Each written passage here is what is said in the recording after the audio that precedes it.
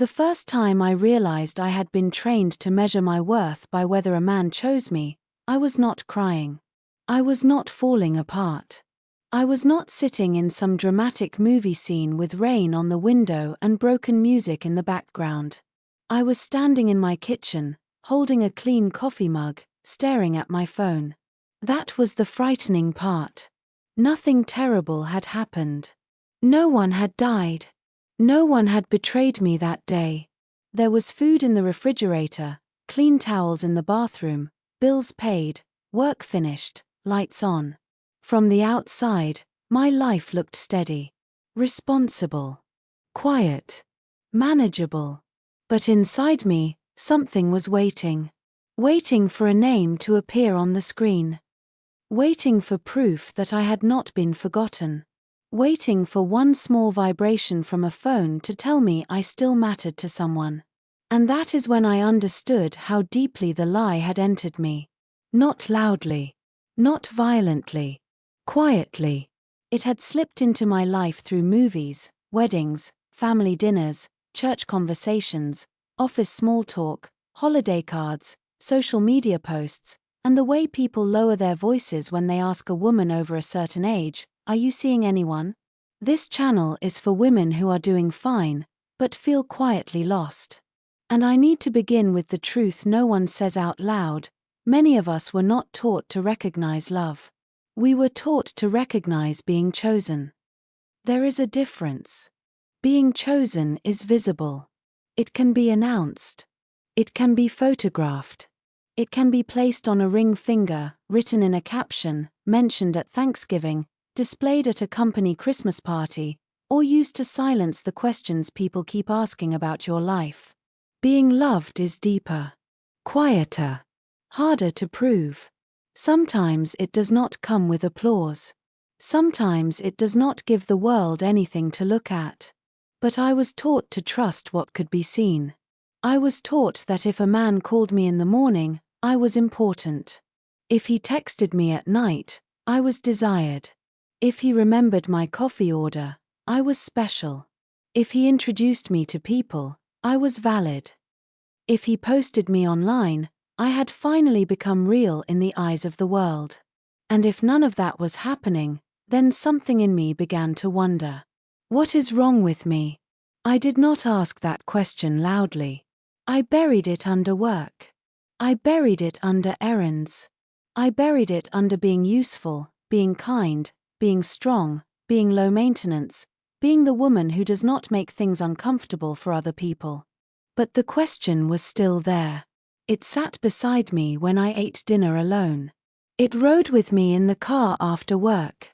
It followed me into grocery stores when I watched couples quietly argue over what brand of cereal to buy. It sat across from me at weddings when the music slowed and everyone seemed to know where they belonged.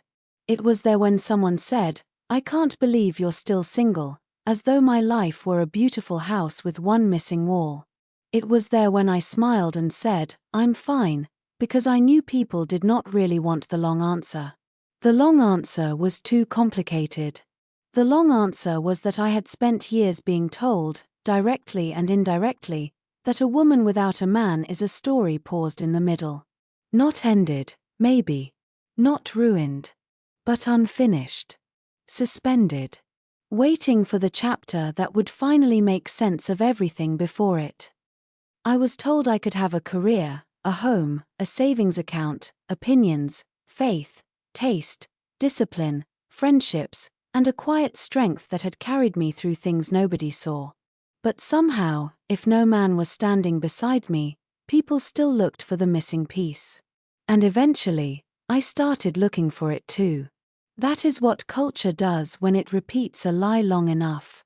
It makes the lie feel like your own thought. I started to believe that being wanted was the same as being valued.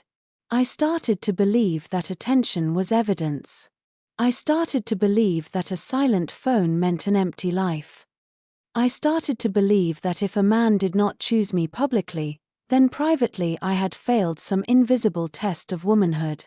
No one prepared me for how humiliating it feels to be a grown woman with a full life and still feel your heart drop when someone does not text back. No one prepared me for how strange it is to be capable, intelligent, emotionally mature, and still feel 12 years old inside when someone else is chosen in front of you. No one prepared me for the quiet grief of being happy for other people while secretly wondering why your own life seems to require so much patience. So I learned how to perform being okay. I learned how to walk into rooms alone and make it look intentional. I learned how to laugh before anyone could pity me. I learned how to answer questions quickly so no one would linger too long near the tender places. I learned how to say, I'm focusing on myself, even when the truth was, I was tired of hoping. And maybe that is the part that hurts the most. Not being alone. Being tired of hoping. Because hope can become heavy when it has been disappointed too many times. It can start to feel embarrassing. Childish. Like something you should outgrow by a certain age. So you tuck it away. You tell yourself you do not care. You become practical. You become busy. You become the woman people describe as strong because they have never seen what strength costs you in private. But even then, the ache remains. Not always. Not every day. But sometimes. It rises on a Sunday evening when the house is clean and too quiet. It rises when you zip up your own dress for an event. It rises when you sit at a restaurant bar and pretend you are fully absorbed in the menu. It rises when Valentine's Day displays appear in every store like a public announcement of what you do not have. And for years, I thought that ache meant I was lacking love. Now I wonder if it meant something else entirely. Maybe the ache was not proof that I was incomplete.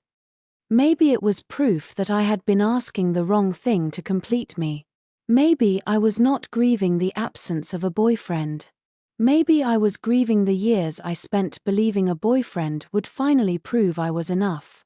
That realization did not come gently. It arrived like a door opening in a room I had kept locked for years. Because once I saw the lie, I could not unsee it. I saw how many women are publicly chosen and privately unseen. I saw women wearing rings who had not felt emotionally safe in years. I saw women being posted online by men who did not listen to them at home. I saw women sleeping beside husbands who made them feel lonelier than an empty bed ever could. I saw women praised for being loved while slowly disappearing inside relationships that required them to shrink. And I had to ask myself a harder question. Did I want love, or did I want evidence? Did I want partnership, or did I want relief from people's questions? Did I want a man who truly knew me, or did I want the world to stop assuming I was unfinished? That question shook me. Because there were moments when I had wanted the appearance of being chosen more than I wanted the reality of being cherished. There were moments when I would have accepted confusion if it came dressed as attention. There were moments when I gave too much power to men who had not earned access to my peace. And I say that without shame now, because shame keeps women silent, and silence keeps the lie alive. I was not foolish. I was hungry. Hungry to be seen.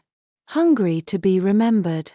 Hungry to know that someone could look at the full weight of my life, my history, my tenderness, my strength, my flaws, my age, my softness, my boundaries, my faith, my questions, and still say, I am not leaving.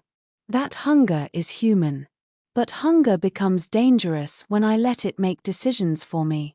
A hungry heart can call crumbs a meal.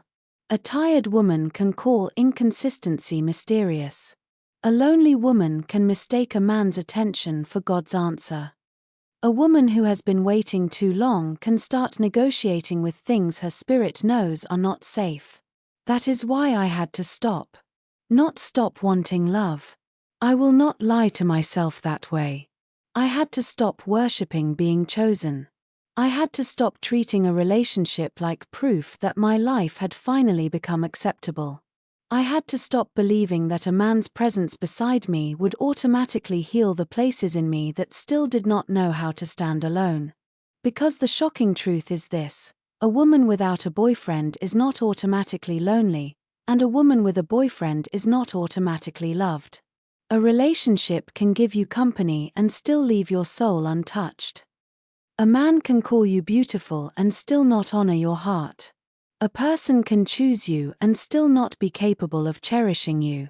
And if I do not know my worth before I am chosen, I may hand my whole identity to someone who only came to borrow my light.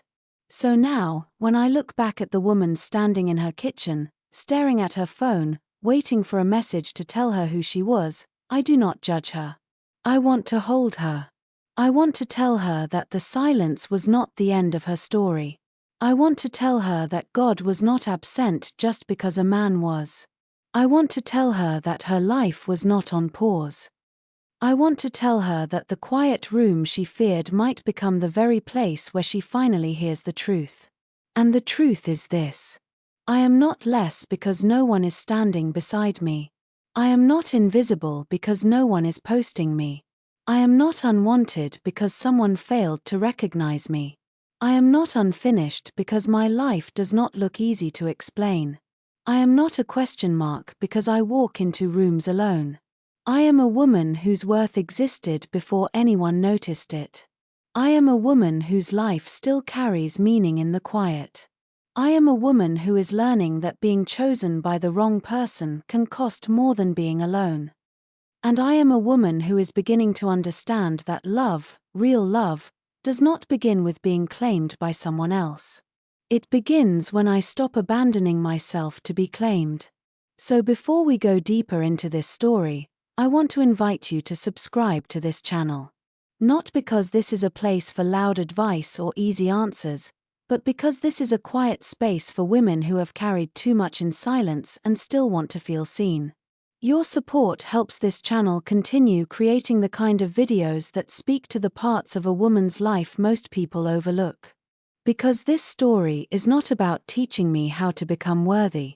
It is about helping me remember that I already was. And maybe the most shocking truth about a woman without a boyfriend is not that she is alone. Maybe the most shocking truth is that she may finally be close enough to herself, and close enough to God, to discover that she was never as empty as the world told her she was. The quiet lie that made me question my own worth. I did not begin my life doubting my worth. That is what I have had to understand with a tenderness I did not always know how to give myself. I was not born questioning whether I was enough. I was not born wondering if my face was lovable, if my body was acceptable, if my age made me less desirable, if my softness was too much, if my strength made me difficult, if my silence made me forgettable. Those questions were taught to me. Not in one lecture. Not in one cruel sentence. Not in one heartbreak that explained everything. They were placed inside me slowly, almost politely, by a world that knows how to train women without ever admitting it is training them. It happened in small rooms. At family tables. In passing comments. In the way people celebrated women who were chosen and worried about women who were not. It happened in movies where the story did not feel complete until the man arrived. It happened in songs that made longing sound romantic and self-abandonment sound beautiful. It happened in the way older women sighed when they asked about my love life, as if the rest of my life were a side note until I had an answer they could understand. And for many years, I did not know I was absorbing it. I simply thought I was being realistic. That is how a quiet lie works. It does not always feel like a lie. Sometimes it feels like wisdom. Sometimes it feels like concern. Sometimes it feels like the voice of experience. Sometimes it sounds like, don't be too picky. Sometimes it sounds like, at your age, good men are hard to find. Sometimes it sounds like, you're such a wonderful woman. I just don't understand why you're alone. People said these things as if they were offering kindness. But kindness can still carry a knife if it teaches a woman to look at her own life as evidence against her. I began to carry the question before anyone asked it. I began to prepare my face before conversations turned toward relationships. I learned how to smile lightly, how to sound unbothered, how to give a short answer that would not invite pity. I learned how to protect other people from the discomfort of my truth. Because the truth was not simple. The truth was that I did not feel incomplete every day, but I had been made to wonder if I was supposed to. The truth was that I liked my home outside Seattle. I liked the quiet mornings, the smell of coffee, the gray light through the windows, the rain softening the edges of the day. I liked choosing my own groceries, moving through my rooms without negotiation, deciding when to rest, when to read, when to take a walk, when to let the house stay silent. There was freedom in my life. Real freedom. But there was also a shadow under it. A shadow that asked whether freedom was simply another name for not being chosen. I hated that question. I hated how it could enter a good day and make it feel unfinished. I hated how it could appear when I was doing something ordinary, like folding laundry or driving home past Lake Washington under a bruised evening sky. I hated how it could turn a peaceful life into something I felt I had to defend. That was the lie. Not just that I needed a man. The deeper lie was that my life required explanation without one. It told me that being seen was the same as being valued. It told me that being wanted was the same as being cherished. It told me that attention was a form of proof, and without proof, I should not trust my own worth too much. So I began, in subtle ways, to search for evidence. A message became evidence. A compliment became evidence. A man remembering some small detail about me became evidence. A dinner invitation became evidence. A lingering look became evidence. Even inconsistency could become evidence if I was hungry enough to interpret it gently. That is painful to admit, but it is true. There were times when I accepted emotional crumbs because I had been starving for confirmation. I told myself I was being patient when I was actually making excuses. I told myself he was busy when the truth was that I had become available to someone who was not careful with my heart. I told myself I did not need much, because somewhere along the way I had started believing needing tenderness made me weak. This is how a woman becomes an emotional vending machine. A man drops in a little attention, and she gives back access to her time, her energy, her imagination, her body, her loyalty, her prayers, her hope. He offers a few warm words, and she begins to rearrange her inner world around the possibility of him. He appears just often enough to keep the door open, but not clearly enough to build a home inside it. And because the world has taught her that being chosen is precious, she becomes afraid to close the door herself. I know this because I have stood at that door. I have given too much meaning to a man who gave me too little clarity. I have protected someone's potential more than I protected my peace. I have mistaken chemistry for connection, and connection for commitment. I have held on to the feeling of being noticed long after I knew I was not being honored. There is a difference between being noticed and being known. Being noticed can happen in a second. Being known takes patience. Being desired can happen without reverence. Being cherished requires character. Being contacted can interrupt loneliness. Being considered can heal it. Being included can make me feel present. Being honored makes me feel safe. I did not always know those differences. Or maybe I knew them somewhere deep inside, but I did not trust myself enough to obey what I knew. That is another thing the quiet lie does. It weakens a woman's trust in her own discernment. It makes her ask, "Am I asking for too much?" when she is only asking for honesty. It makes her wonder if her standards are walls when they are actually doors with locks. It makes her apologize for needing consistency. It makes her feel guilty for wanting emotional maturity from a man old enough to know better. And it makes her confuse anxiety with love. I used to think the ache in my chest meant I cared deeply. I used to think the waiting, the wondering, the checking, the analyzing, the replaying of conversations meant there was something meaningful there. But sometimes the body trembles not because love is present, but because peace is absent. I had to learn that slowly. I had to learn it in my kitchen, in my car, in quiet rooms, in the dim blue light of my phone, in the aftermath of conversations that gave me just enough hope to stay confused. I had to learn that a man can want my presence and still not respect my personhood. He can enjoy my softness and still avoid responsibility for my heart. He can admire my strength and still resent the boundaries that strength eventually requires. I had to learn that being wanted is not rare enough to build my worth around. Many people want what warms them. Far fewer know how to honor what they touch. And that is where my healing began to become more honest. I stopped asking only, does he like me? I began asking, do I feel like myself around him? I stopped asking, will he choose me? I began asking, what would I have to abandon in order to be chosen by him? I stopped asking, does he make me feel desired? I began asking, does his presence make my spirit more peaceful or more restless? These questions did not make my life louder. They made it quieter. They removed the drama I had once mistaken for aliveness. They left me with more empty space than I knew what to do with at first. But they also returned something to me that I did not realize I had misplaced. My own authority. Not the kind that dominates. Not the kind that becomes cold and calls it strength. The quiet authority of a woman who no longer lets someone else's inconsistency become the weather inside her soul. I am still learning this. I still have tender places. I still have days when old fears knock on the door.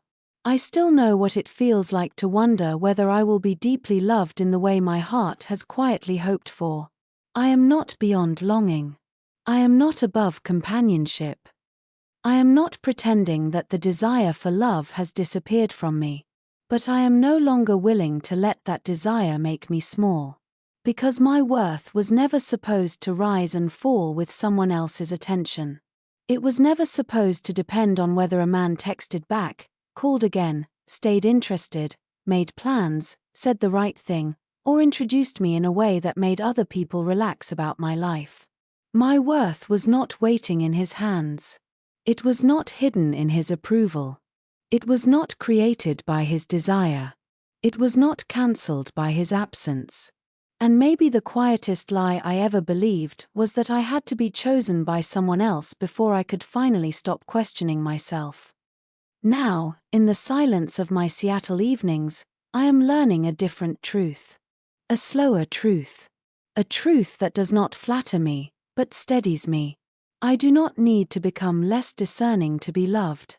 I do not need to confuse access with intimacy. I do not need to pay for attention with pieces of myself. I do not need to keep proving that I am worth choosing. I need to remember that my life was already sacred before anyone else recognized it. And the woman I am becoming does not need to be displayed to be valuable. She only needs to be true. When the phone is silent, God is not. There is a particular sound a phone makes when it does not ring. It is not a sound anyone else can hear. It does not interrupt the room. It does not vibrate against the counter. It does not flash with a name. It does not ask anything of me.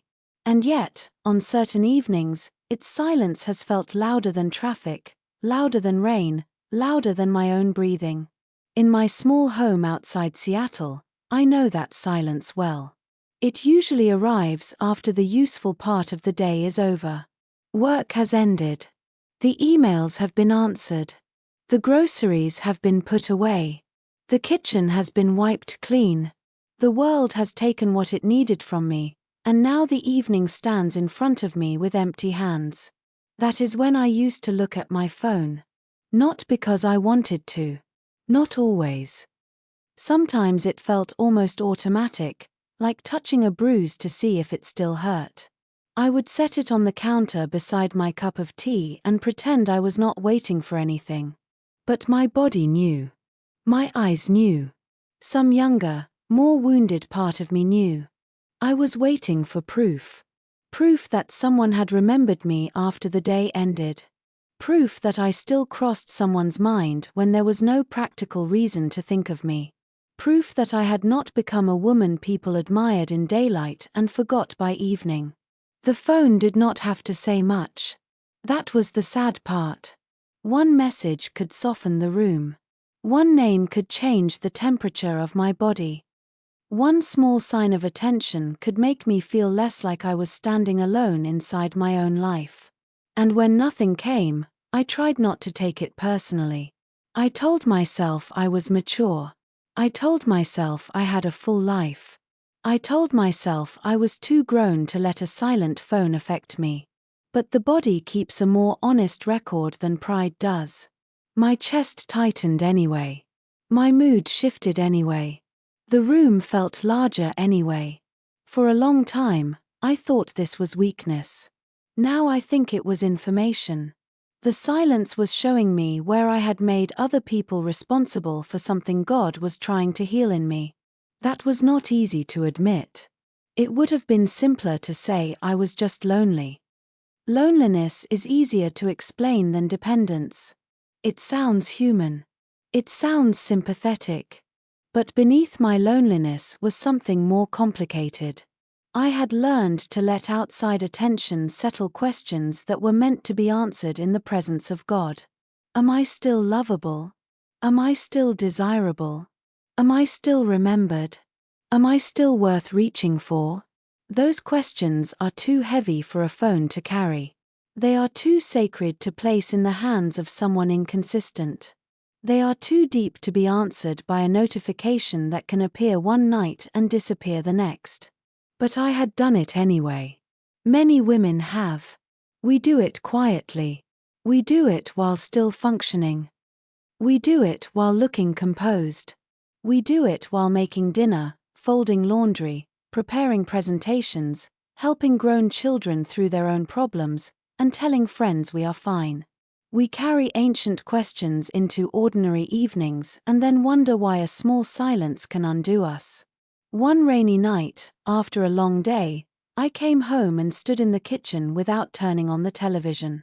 The house was dim, the way Seattle homes often are in winter, with grey light pressing softly against the windows. Water ran down the glass in thin lines. The furnace clicked on. Somewhere outside, a car passed through the wet street.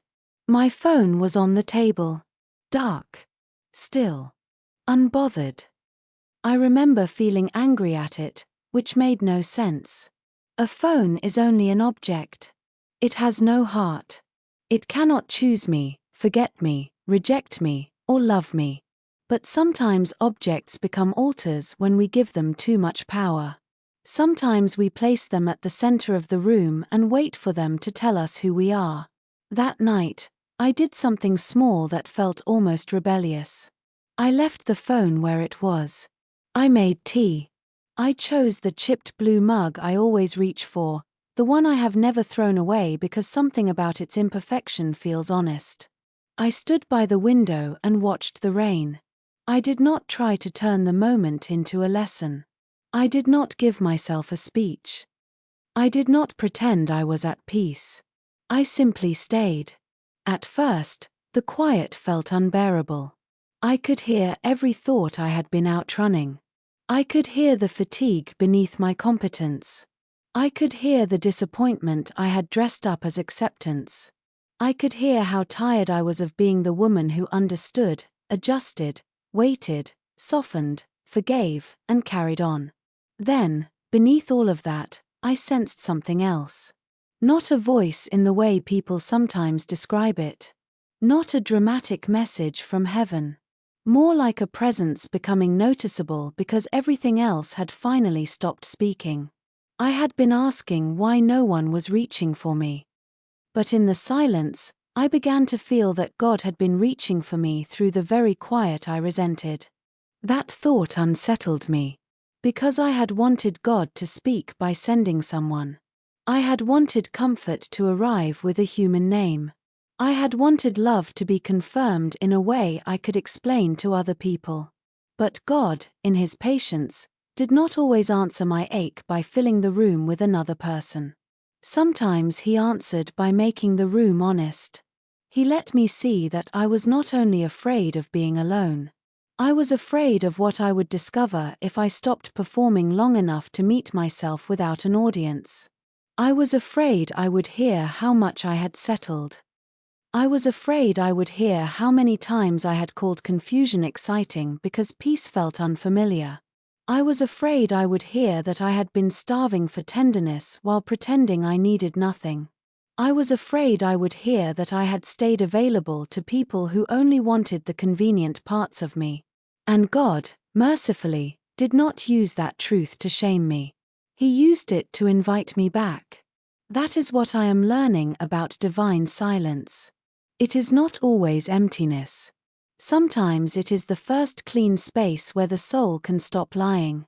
The world teaches me to fear quiet because quiet does not offer proof. It does not give me a screenshot. It does not give me a status. It does not give me a man's voice saying the words I have longed to hear. Quiet asks me to trust what cannot be displayed. That is difficult for a woman who has been trained to prove she is loved. But on that rainy evening outside Seattle, I began to understand something that did not flatter me, but steadied me. God was not competing with the noise. He was waiting underneath it. Under the old longing. Under the nervous checking. Under the ache to be remembered. Under the fear that if no one was calling, no one was coming. He was there, not as a replacement for human love, but as the ground beneath every kind of love I had ever needed.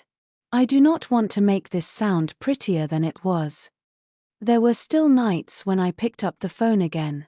There were still moments when I wanted the wrong person to reach out because even the wrong noise felt better than the right silence. There were still evenings when prayer felt like talking into the dark. But slowly, the silence changed shape. It became less like a verdict and more like a room. A room where I could tell the truth. A room where I could be disappointed without being dramatic. A room where I could admit desire without surrendering dignity. A room where I could ask God questions I was too embarrassed to say anywhere else. I began to bring Him the honest things. Not polished prayers. Not graceful language. Not the kind of faith that sounds impressive. I brought Him the small humiliations. The sting of being overlooked. The ache of another weekend alone. The exhaustion of acting like I had made peace with everything. The secret fear that love had passed me by while I was busy becoming responsible. And in that honesty, I did not feel scolded. I felt seen. That is different from being watched. I had been watched before. I had been evaluated, desired, compared, misunderstood, admired from a distance, and judged up close. Being watched can make a woman perform. Being seen lets her rest. In the silence, God did not ask me to become less human. He did not ask me to stop wanting companionship. He did not tell me that longing was a failure of faith. He simply began separating my longing from my identity.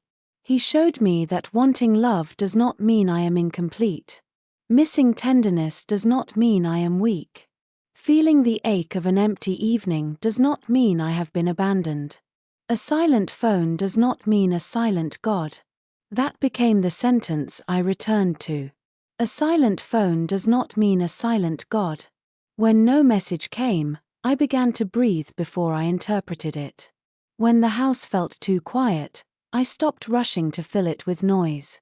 When the old ache rose, I tried to sit with it long enough to hear what it was really asking. Sometimes it was asking for rest. Sometimes it was asking for grief. Sometimes it was asking for a boundary I had delayed. Sometimes it was asking for God. And sometimes it was simply asking to be held. So I let God hold even that. Not in a way I could prove. Not in a way that would satisfy every human need. but in a way that reminded me I was not alone inside my own life. There is still rain outside my window some nights. There is still a quiet kitchen. There is still a phone that does not always ring. But the silence no longer has the same authority over me. It cannot name me. It cannot reduce me.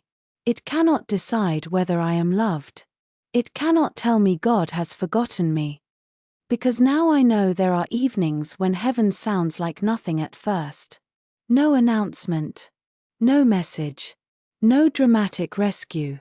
Just a woman standing in her kitchen, breathing honestly for the first time all day, slowly realizing that the room is not empty. God is there. And He has been speaking beneath the silence all along. I am not waiting for a man, I am returning to myself. For a long time, I thought I was waiting for a man. I thought I was waiting for the person who would finally make the quiet feel less heavy. I thought I was waiting for the voice that would call at the end of the day, the hand that would reach for mine in public, the steady presence that would make my life feel witnessed. I thought I was waiting for someone to come into my small home outside Seattle and turn the silence into proof that I had not been forgotten. But one morning, while the rain was thinning against the kitchen window and the coffee was cooling beside me, I had a thought that felt both gentle and devastating. What if I am not waiting for a man? What if I am returning to myself? That question did not arrive like confidence. It did not make me stand taller right away. It did not erase the ache for companionship or make me suddenly satisfied with every empty chair, every quiet weekend, every holiday morning when the house felt too still. It simply opened a different door inside me. Because waiting had made me feel suspended. Returning made me feel alive.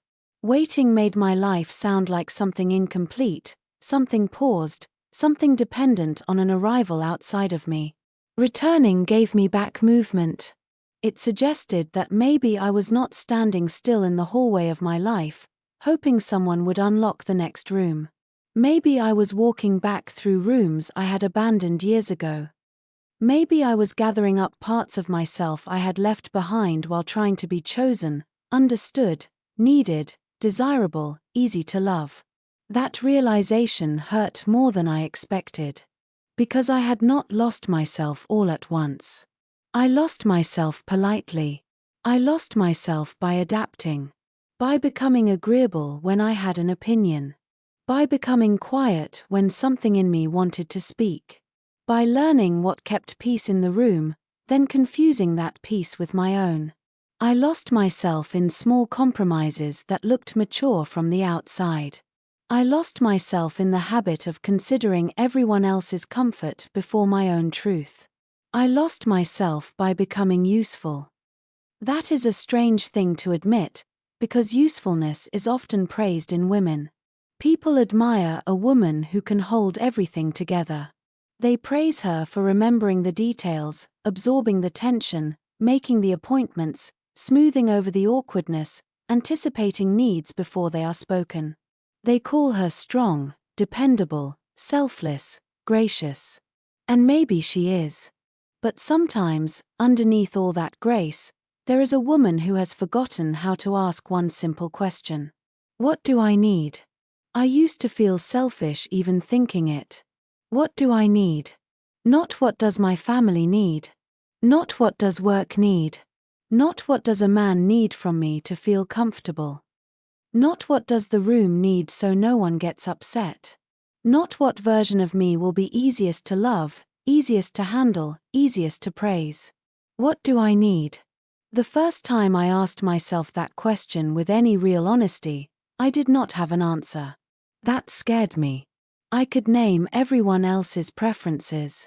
I could remember how someone took his coffee, which friend disliked phone calls, what food made a guest feel at home, which subjects to avoid at certain tables, which tone to use when someone was defensive. I had become fluent in other people. But I was no longer fluent in myself. So returning to myself did not begin with some dramatic reinvention. It began with embarrassment. It began with standing in my own kitchen, realizing I did not know what kind of evening would actually restore me. It began with wandering through my own life like a woman visiting a house she once lived in but had not entered for years. I started small because small was all I could manage. I asked myself what music I wanted to hear when no one else was in the room. Not what sounded impressive. Not what would make me seem interesting. Just what my body softened toward. Some nights it was old jazz playing low while rain moved against the windows. Some nights it was silence.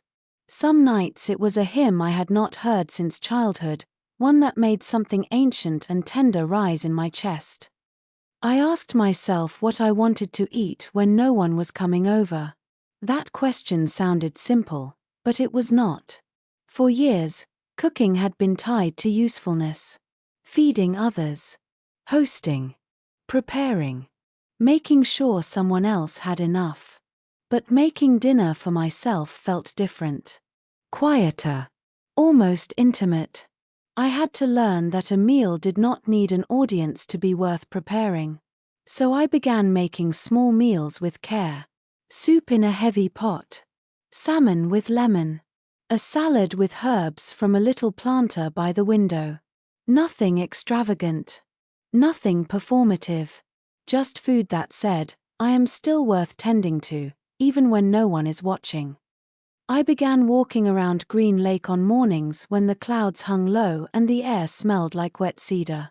I did not walk to become thinner. I did not walk to look younger. I did not walk to punish my body for changing with age.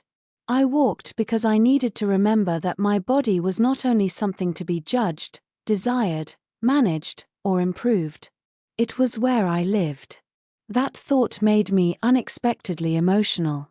I had spent so many years treating my body like a project, a problem, a presentation, or an apology.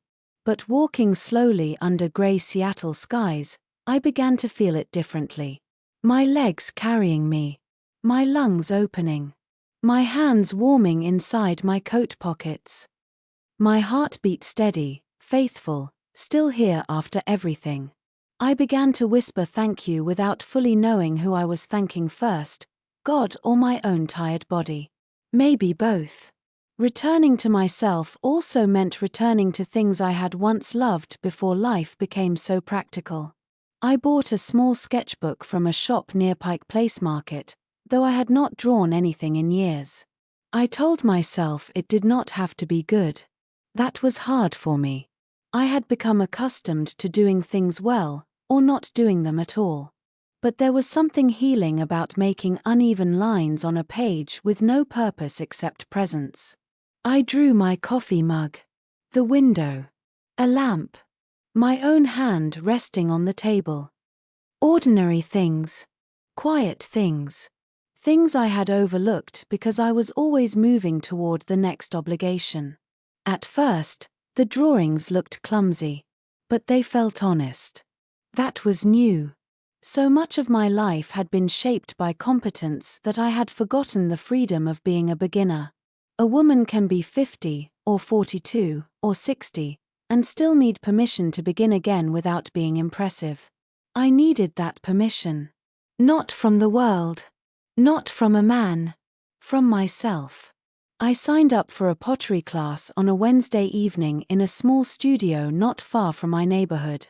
I almost cancelled 3 times before the first class. I had no good reason. Only the old discomfort of doing something purely because I wanted to. When I walked in, I felt awkward and too aware of myself. My hands were unsure on the clay. The instructor spoke gently, and the wheel spun faster than I expected. The first bowl I made leaned badly to one side. I loved it. Not because it was beautiful, but because it existed. Because my hands had made something that did not need to justify itself. Because for 90 minutes, I was not waiting for a message, not analyzing my life, not being strong for anyone. I was simply there, hands wet with clay, laughing quietly at my own imperfect little bowl. There are moments when healing does not look like a breakthrough. Sometimes it looks like a lopsided bowl. Sometimes it looks like buying new sheets because the old ones carry memories you are tired of sleeping beside. Sometimes it looks like rearranging the bedroom so the bed faces the window. Sometimes it looks like getting rid of a dress you only kept because someone once said he liked it. Sometimes it looks like taking yourself to a museum on a rainy Saturday and standing in front of a painting long enough to feel your own breath slow down. I went to the Seattle Art Museum alone one afternoon and wandered without a plan. No one rushed me. No one asked how much longer I would be. No one made a joke about what I was staring at. I stood in front of a painting full of deep blue and rust-colored light, and I thought, I have been living like I am waiting to be completed, but maybe God is restoring my colors. That is what returning to myself began to feel like. Not becoming someone new. Remembering the woman underneath all the roles. The woman before the disappointments. The woman before she learned to make herself smaller. The woman before she believed love required self-erasure. The woman before she began apologizing for having needs, preferences, desires, boundaries, questions. I started to miss her. Then I started to find her. Not all at once. Some days I still felt like a stranger to myself. Some days the old ache returned, and I wanted the simplicity of being chosen by someone else more than the slow work of choosing myself. Some days I felt foolish for making such a sacred thing out of small routines. Tea. Walks. Sketches. Prayer. Pottery. Clean sheets. A quiet dinner. But the small things were not small to the part of me that had been neglected. They were evidence that I was coming back. I was not waiting for a man to give me a life. I was learning to inhabit the life God had already placed in my hands. That does not mean I stopped desiring love. I do not want to become the kind of woman who pretends longing has no place in her. I still believe in companionship. I still believe in tenderness shared across a table. I still believe in the comfort of being known by another human being. I still believe love can arrive in a form that is steady, honorable, and kind. But I no longer want love to find me absent from myself.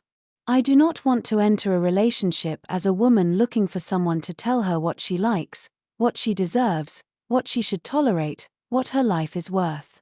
I do not want to hand another person the map to a home I have not been willing to enter myself. So I am returning. To my body without punishing it. To my voice without apologizing for it. To my faith without performing it. To my home without treating it like a waiting room. To my desires without being ruled by them. To my softness without letting it become a doorway for careless people. To my solitude without calling it failure. And maybe this is one of the quiet truths of a woman without a boyfriend: she is not always waiting to be found. Sometimes she is finding the pieces of herself that were scattered across years of being everything to everyone else.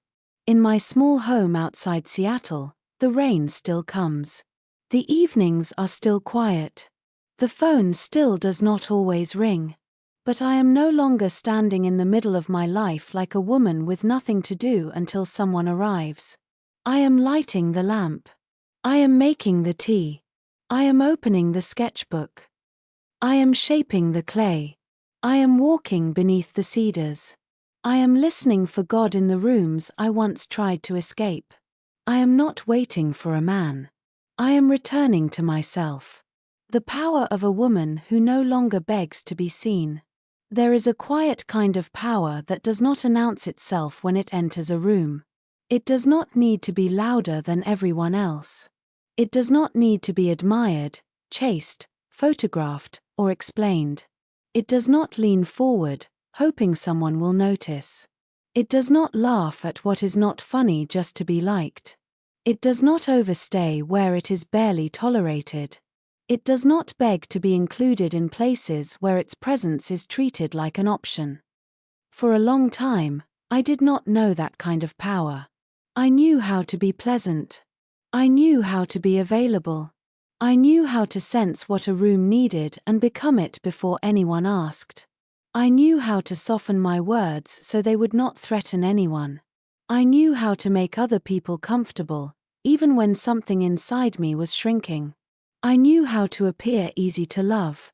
But I did not always know how to protect the woman underneath the performance. That is the difference I am learning now, here in this quieter season of my life outside Seattle. There is a difference between being kind and being endlessly accessible. There is a difference between being warm and being emotionally unguarded. There is a difference between having an open heart and leaving every door inside me unlocked. I used to think love required constant availability. If someone texted, I answered quickly. If someone needed reassurance, I offered it, even when I was the one who felt uncertain. If a man gave me inconsistent attention, I tried to become more understanding, more patient, more flexible, as if the right version of me could turn confusion into commitment. If someone pulled away, I searched myself for what I had done wrong. I did not call it begging to be seen. I called it caring. I called it being mature. I called it giving grace. But grace without discernment can become self-abandonment with prettier language. There were moments when I gave people access to me simply because they asked for it casually. A late-night message. A familiar name appearing after weeks of silence. A half apology that did not come with changed behavior. A compliment placed carefully enough to reopen a door I had almost closed. I would tell myself it was harmless to respond, harmless to be polite, harmless to hear him out. But nothing is harmless when it keeps teaching my soul that my boundaries are negotiable. I remember one evening after pottery class, standing under the weak glow of a streetlight with damp Seattle air pressing against my coat. My hands still carried the faint smell of clay. I felt calm in a way I had not felt in years, as if shaping something imperfect with my own hands had steadied something in me. Then my phone lit up. A name I had not seen in weeks. Just a few words. Nothing dramatic. Nothing committed. The kind of message designed to test whether the door was still unlocked. For a moment, my body reacted before my wisdom did. My chest tightened. My thumb hovered. Old habits woke up with frightening speed. A part of me wanted to answer, not because the message deserved a response, but because being remembered still had the power to feel like being chosen. That was the moment I understood how quietly a woman can betray herself. Not by making some huge mistake. Not by running back into a disaster. Sometimes it happens in one small reply. One lowered standard. One softened boundary. One moment where loneliness convinces her that peace is too expensive and attention is enough. I stood there, phone in hand, and asked myself a question I had avoided for too long. What will it cost me to be seen by someone who does not truly value me? Not what will it feel like for the next 10 minutes. Not whether it will soothe the ache for the evening. Not whether he might finally say something clear this time. What will it cost? My peace. My sleep. My clarity. My dignity. My ability to trust the quiet life God was rebuilding in me. So I did something that would have seemed small to anyone watching. I did not answer. I put the phone in my pocket and walked to my car. No music played. No heaven opened. No sudden feeling of victory rushed through me. I simply walked through the damp dark with a trembling hand and a steadying breath, carrying both the ache of not responding and the relief of not abandoning myself. That is how power sometimes begins. Not as confidence. As restraint. As the painful mercy of not reopening a wound just because it misses being touched. In the past, I thought a powerful woman was the one everyone noticed. The one who walked into a room and turned heads. The one who had the perfect words, the perfect body, the perfect life, the perfect man standing beside her. I thought power was visibility. Now I am learning that some of the deepest power a woman can carry is the ability to remain unseen by the wrong people without mistaking it for failure. There is power in not auditioning for affection. There is power in not explaining my worth to someone committed to misunderstanding it. There is power in leaving a message unanswered when answering would reopen a cycle. There is power in sitting alone on a Friday evening without using loneliness as a reason to invite confusion back into my house. There is power in saying no without presenting a courtroom of evidence. There is power in being gentle and still not available for nonsense. This power is not cold. That matters to me. I do not want to become hard. I do not want disappointment to turn my heart into locked metal. I do not want to confuse healing with becoming untouchable. There is nothing holy about bitterness wearing the costume of strength. The power I am talking about is quieter than that. It is the power of a woman who still has tenderness, but no longer hands it to careless people. It is the power of a woman who can be compassionate without becoming a container for someone else's immaturity. It is the power of a woman who can forgive without walking back into the room where she kept bleeding. It is the power of a woman who understands that her presence is not a public resource. I had to learn that emotional access is sacred. Not everyone who enjoys my warmth deserves my vulnerability. Not everyone who is curious about my life has earned the right to enter it. Not everyone who misses me with honor. Some people miss the version of me that made no demands. Some people miss my availability, not my soul. Some people miss what I gave them, not who I was. That realization did not make me angry as much as it made me sober. I began to look at my life differently. My time was not just time. It was life. My attention was not just politeness. It was energy. My listening was not just a habit. It was a gift. My softness was not something to scatter at the feet of anyone who knew how to sound lonely. I started asking myself who I became after spending time with certain people. Did I feel more peaceful or more anxious? Did I feel more like myself or more like a performance? Did I feel respected or merely useful? Did I feel seen, or did I feel consumed? These questions became a kind of gate. Not a wall. A gate. A wall says no one can enter. A gate says entry requires care. For much of my life, I feared that having standards would make me difficult to love. I worried that if I asked for too much, needed too much clarity, or required too much respect, I would end up alone. But I have lived long enough to know that being alone is not the worst thing. Being surrounded by people who make me disappear inside myself is worse. Being desired but not honored is worse. Being chosen but not cherished is worse. Being accompanied but not emotionally safe is worse. There is a loneliness inside the wrong connection that is far heavier than the silence of my Seattle home. At least in my own home, the quiet does not insult me. It does not manipulate me. It does not promise what it has no intention of becoming. It does not ask me to be smaller so it can remain comfortable. The quiet may ache sometimes, but it does not lie. And that honesty has become precious to me. I no longer want to be seen by everyone. I want to be seen truly. There is a difference. Being seen by everyone can become a hunger with no bottom. It can make a woman edit herself until she is unrecognizable. It can make her perform youth, ease, desirability, strength, spirituality, independence, softness, whatever the audience rewards. It can make her live as if her own soul is a stage. But being seen truly is different. It does not require performance. It does not demand that I translate myself into something smaller. It does not rush past my complexity. It does not punish me for having history. It does not treat my boundaries as a challenge. And until that kind of seeing comes, I am learning not to panic in its absence. I am learning to see myself. Not with arrogance. Not with inflated words. Not by standing in front of a mirror and pretending every wound has healed. I mean seeing myself honestly. Seeing the woman who has endured more than she says. Seeing the woman who still shows up.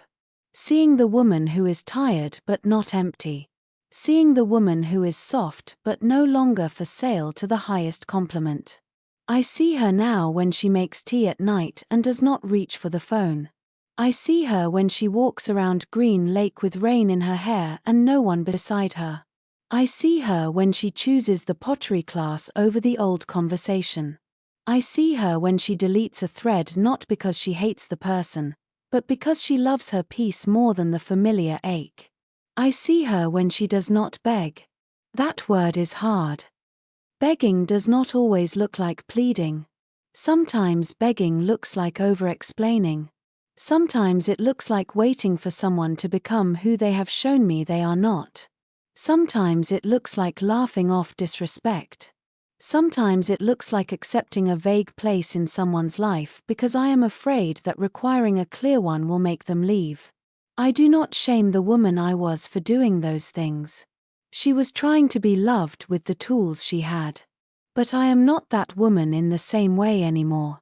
Something in me has become less available to confusion. Something in me has grown tired of earning a place in lives where I should have been honored without negotiation. Something in me has begun to understand that if I have to disappear to be chosen, then it is not love choosing me. It is fear. And fear is no longer allowed to choose my relationships.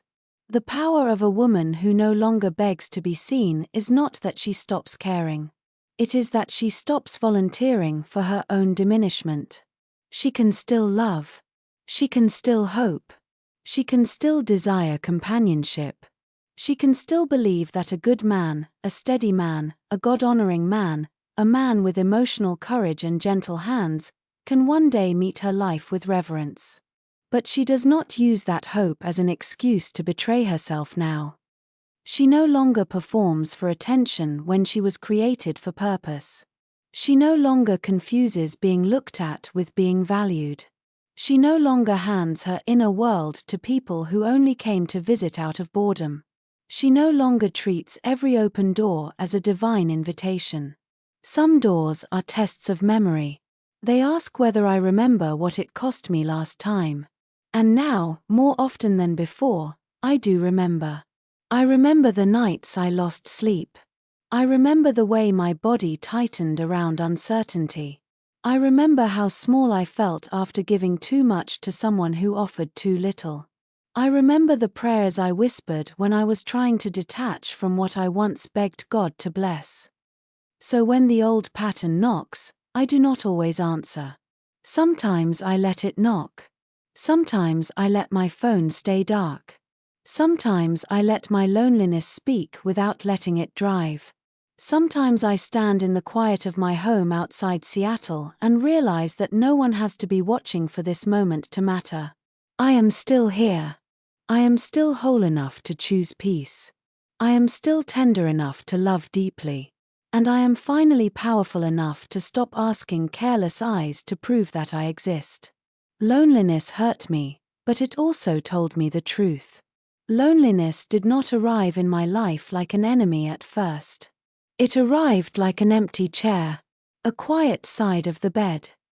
A second coffee mug I no longer reached for. A Friday evening with no plans and no explanation to give. A holiday card addressed only to me. A grocery cart filled with things that would not spoil too quickly because there was no one else in the house to help finish them. It arrived in ordinary objects, which somehow made it harder to name. If loneliness had come screaming, maybe I would have known what to do with it. If it had shattered something, I could have swept up the pieces. If it had announced itself as grief, I might have honored it sooner. But it came quietly, almost politely, into my small home outside Seattle, and sat down beside me like it had always belonged there. For a long time, I tried to make peace with it by pretending it did not hurt. I told myself I was fortunate. And I was. I had a roof over my head. I had work. I had food in the refrigerator, books on the table, a body that still carried me through rainy mornings and long afternoons. I had faith, even when it felt quieter than I wanted it to be. I had a life that many people would have called stable. But stability does not always protect a woman from ache. Sometimes the ache comes after the bills are paid. Sometimes it comes after the dishes are washed. Sometimes it comes when the house is clean, the laundry is folded, the calendar is organized, and there is nothing left to fix except the strange hollow feeling inside the room. I used to feel ashamed of that. I thought gratitude and loneliness could not sit at the same table. I thought if I admitted I was lonely, I was somehow being ungrateful for the peace I had prayed for. I thought a spiritually mature woman should be able to enjoy solitude without ever feeling the sting of absence. I thought wanting companionship meant I had failed some private test of wholeness. But loneliness taught me that the heart is not that simple. I can be grateful and still miss being held. I can love my quiet home and still wish another voice lived inside it. I can enjoy my own company and still feel the ache of not being someone's first call at the end of the day. I can trust God and still whisper, with tears I did not plan, "This is hard." That honesty did not make me weak. It made me human. There were certain days when loneliness felt sharper than others. Thanksgiving was one of them. There is something about that holiday that can make a woman feel the shape of every absence at once. The long table. The extra chairs. The questions people try to make casual. The way couples move through kitchens together, one carving, one serving, one reaching around the other for a dish towel like their bodies know a shared rhythm. I would smile. I would help. I would bring something warm from the oven. I would ask about children, work, travel, health. I would do what I knew how to do, participate gracefully. But inside, a small part of me stood apart from the room. Not bitter. Not resentful. Just aware. Aware of the way people said we without thinking. Aware of the way I said I and felt the single syllable land differently. Aware that no one meant to hurt me, and yet something in me still felt touched in a tender place. Valentine's Day carried its own kind of theater. The grocery stores near my neighborhood filled with red roses, heart-shaped boxes, balloons, cards written in someone else's language of certainty. I would walk past them with my cart, buying spinach, eggs, coffee, ordinary things for an ordinary week, and feel the strange publicness of private longing. The world can be very loud about romantic love. It can make a woman feel as if everyone else has been invited into a warm room while she is still outside, pretending she does not notice the light under the door.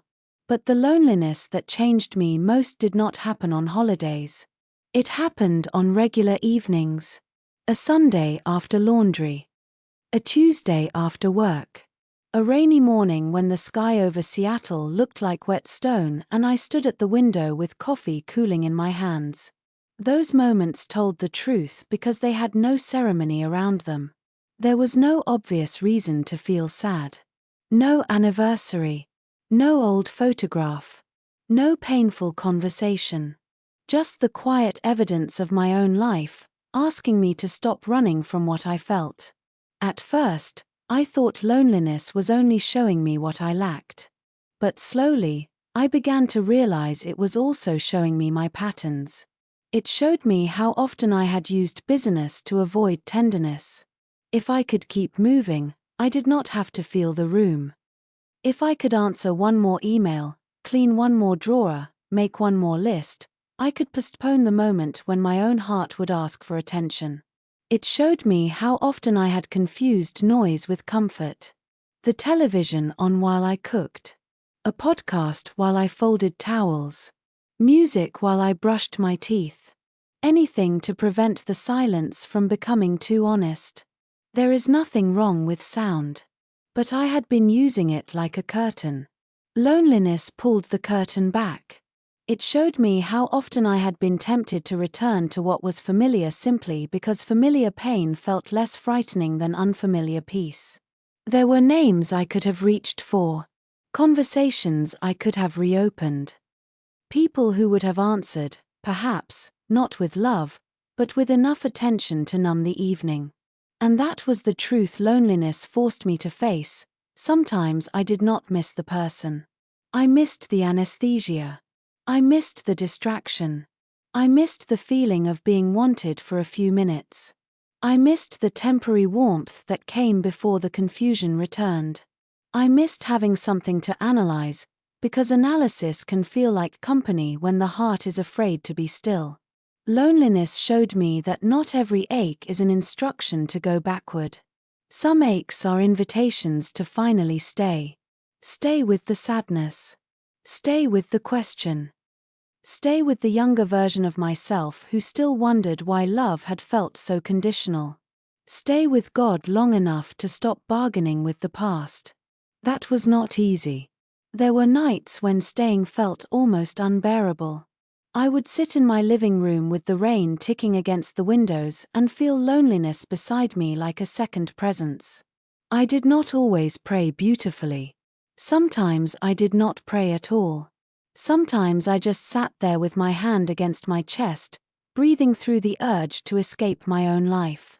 And in those moments, loneliness told me another truth. It told me I had been abandoning myself in small ways long before anyone else ever left. I abandoned myself when I laughed at comments that hurt me. I abandoned myself when I said yes because I feared the distance that might follow no. I abandoned myself when I accepted almost love because I was afraid real love might never come. I abandoned myself when I treated my needs like inconveniences. I abandoned myself when I waited for someone else to make my life feel worthy of tenderness. That truth hurt. But it was not a cruel hurt. It was the kind of pain that comes when circulation returns to a limb that has been asleep too long. A burning, honest, necessary pain. The pain of waking up. Loneliness did not only expose emptiness. It exposed where I had gone missing from myself. And once I saw that, I could no longer treat loneliness as only a punishment. It became a witness. A severe one, perhaps. An uncomfortable one. But a witness nonetheless. It witnessed the places where I had settled. It witnessed the ways I had lowered my voice. It witnessed the old belief that being needed was safer than being known. It witnessed the part of me that wanted to be chosen so badly I forgot I also had the right to choose.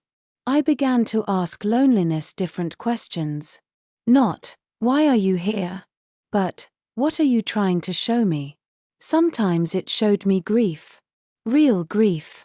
Not only for a man or a relationship, but for years of living at a distance from myself.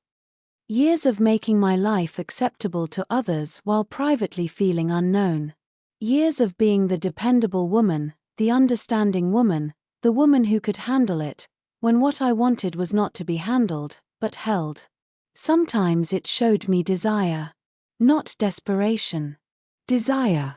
The clean, human longing for partnership, affection, conversation, shared prayer, shared laughter, a hand on my back in a crowded room. Loneliness helped me stop mocking that desire. It helped me stop pretending I was above it. I am not above love. I do not want to be. But I am also not beneath my own dignity. That is the balance loneliness began teaching me. I could want love without chasing confusion. I could miss companionship without romanticizing what wounded me. I could feel the ache without turning the ache into a throne. I could let loneliness speak without letting it govern. Some evenings, I began doing small things differently. I would cook dinner and sit at the table instead of eating over the sink.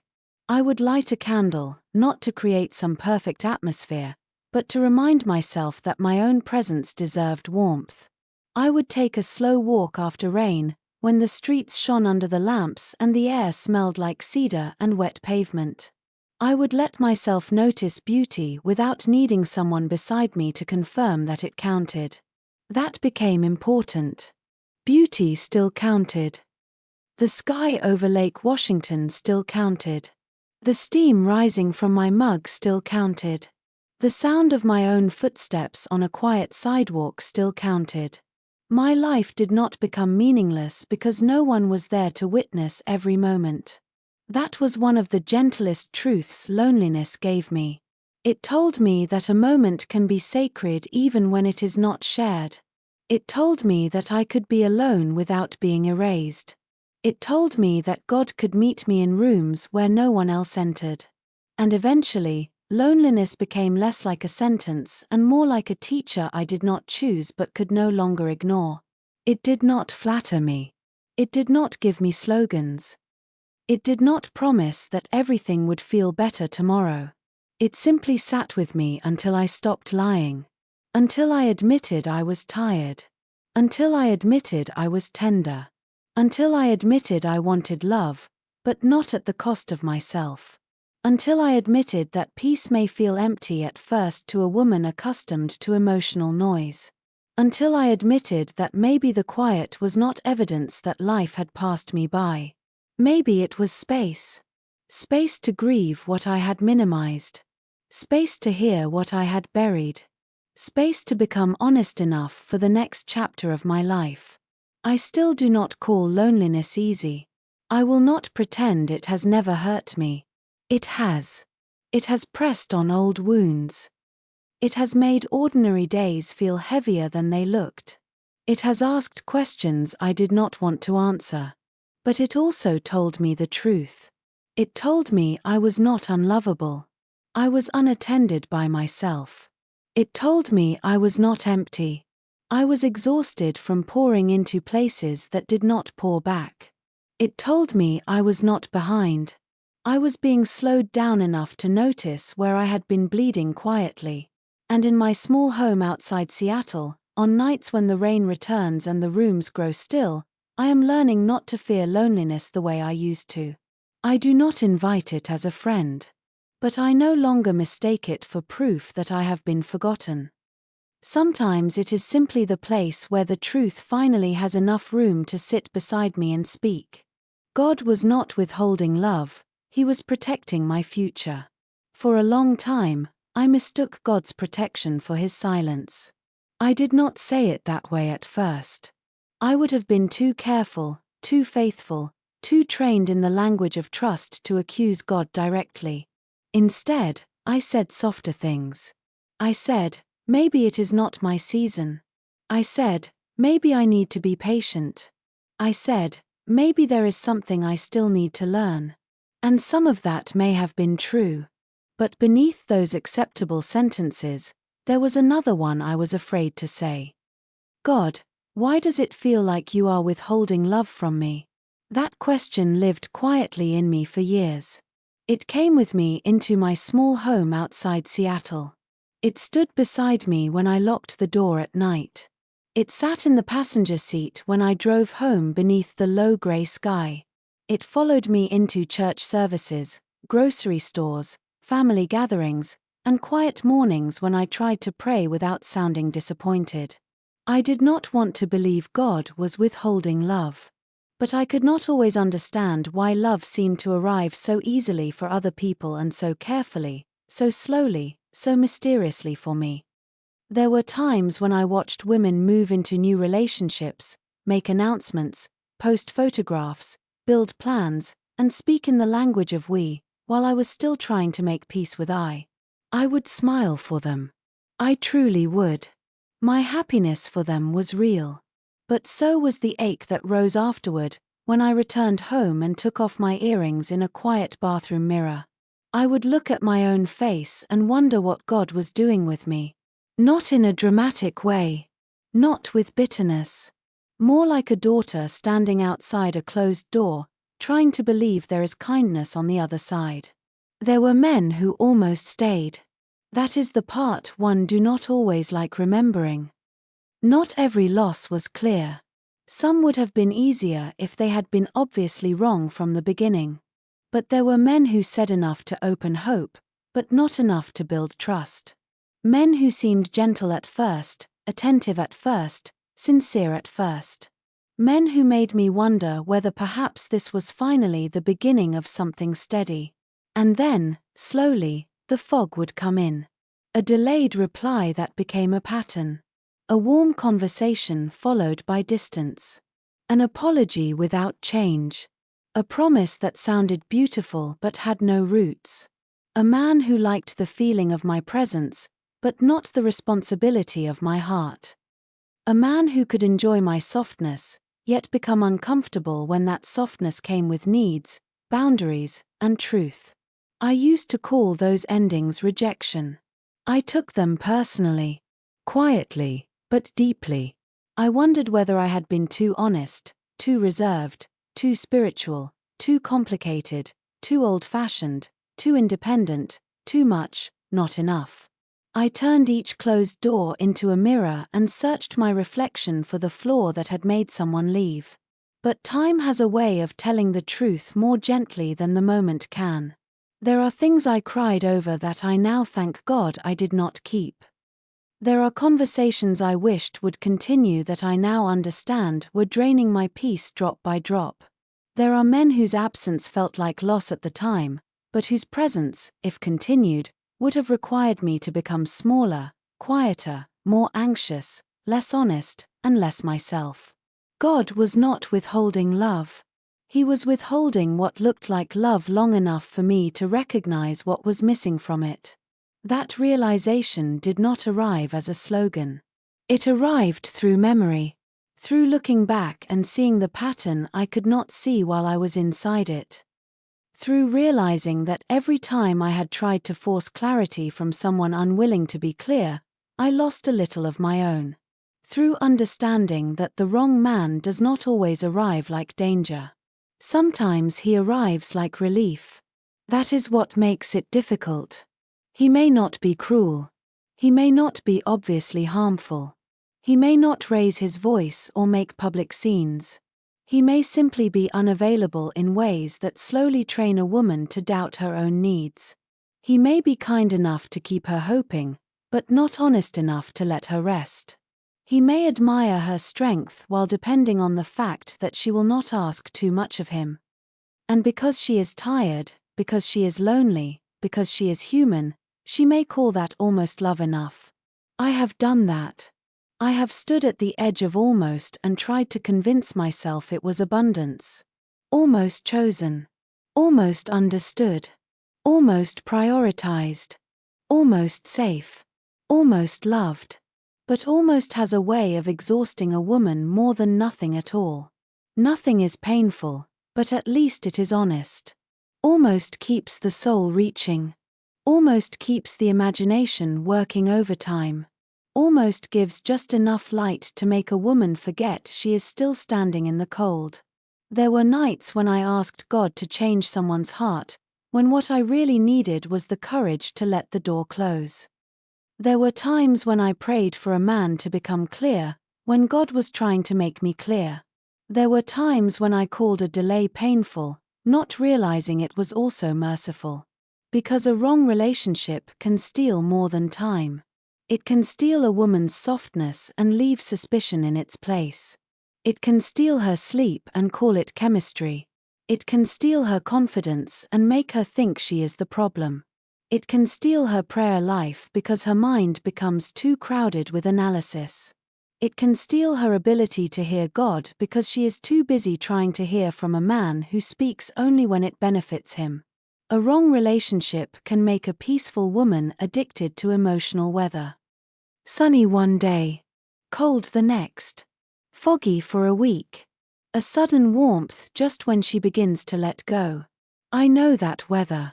I lived under skies like that long enough to mistake instability for depth. But God, in His mercy, began closing doors I did not have the wisdom to close myself. At first, I grieved those closures. I thought a closed door meant I had not been enough to keep it open. Now, I wonder how many locked doors were actually answered prayers I did not know how to recognize. Maybe God knew what my heart would have paid for company. Maybe He saw the version of me I would become if I stayed attached to someone who only loved my convenience. Maybe He knew I was still vulnerable to men who could speak tenderly without living truthfully. Maybe He understood that I would rather endure confusion than face emptiness, and so He allowed the confusion to end. There is a kind of love in divine interruption. It does not feel like love at first. It feels like disappointment. It feels like being overlooked. It feels like watching someone walk away while holding all the questions they never cared enough to answer. It feels like sitting in the quiet afterward, wondering why God allowed hope to rise if He was not going to let it remain. But protection often feels like loss before it feels like mercy. I think about the roads I drive outside Seattle after rain, how water can cover a low place so completely that from a distance it looks passable. A person could drive forward trusting what appears to be a road, not realizing there is danger beneath the surface. Sometimes a barrier is not an insult to the driver. Sometimes it is the only thing keeping her from entering what she cannot survive. I believe God has placed barriers like that in my life. A cancelled plan. A cooling conversation. A sudden revelation of character. A discomfort I could not explain but could not ignore. A door that would not open no matter how carefully I knocked. At the time, I called these things painful. Now, I am beginning to call some of them grace. Not all pain is punishment. Some pain is prevention. Some disappointment is deliverance in its earliest form. Some rejection is simply redirection before I have the language to bless it. I do not say this carelessly. I know how easy it is for people to turn pain into a lesson too quickly. I know how often women are told to be grateful before they have been allowed to grieve. I will not do that to myself. I still believe grief deserves a chair at the table. I still believe it is honest to mourn what I hoped something would become.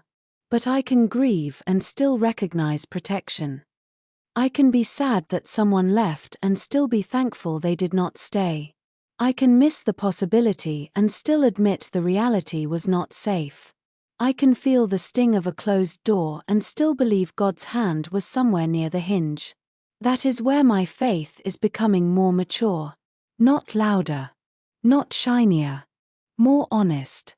I no longer need to pretend every delay feels peaceful. Some delays ache. Some unanswered prayers leave marks. Some seasons stretch a woman beyond the language she has for trusting. But I am learning not to measure God's love by the speed of His yes. Sometimes His love sounds like no. Sometimes His love sounds like not Him. Sometimes His love sounds like not yet. Sometimes His love sounds like daughter, I know what this will cost you. And maybe that is what I had been missing. I thought God was keeping love from me, when He was actually keeping me from a counterfeit that would have required too much of my soul. A counterfeit does not always look false from far away. It can look almost right. It can speak the right language. It can know how to charm, how to listen, how to appear emotionally available for just long enough. But over time, a counterfeit relationship asks a woman to trade peace for potential, clarity for chemistry, and dignity for the chance to be chosen. God loved me too much to let me keep making that trade. So He slowed me down. He let certain people become quiet. He let certain doors lose their shine. He let certain almost relationships reveal their emptiness before I built my future inside them. He let me hurt now so I would not be broken later. And in my small home outside Seattle, I am learning to thank Him not only for what He gives, but for what He does not allow to keep me. That is not an easy gratitude. It has tears in it. It has memories in it. It has the ache of things I wanted and did not receive. But it also has relief. Relief that I did not marry confusion. Relief that I did not build a life around emotional crumbs. Relief that I did not confuse being wanted with being safe. Relief that God could see further than my longing. I still desire love. I still hope for the kind of companionship that does not require me to abandon my peace.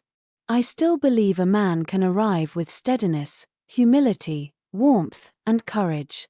But I no longer want love at the cost of the woman God is restoring in me.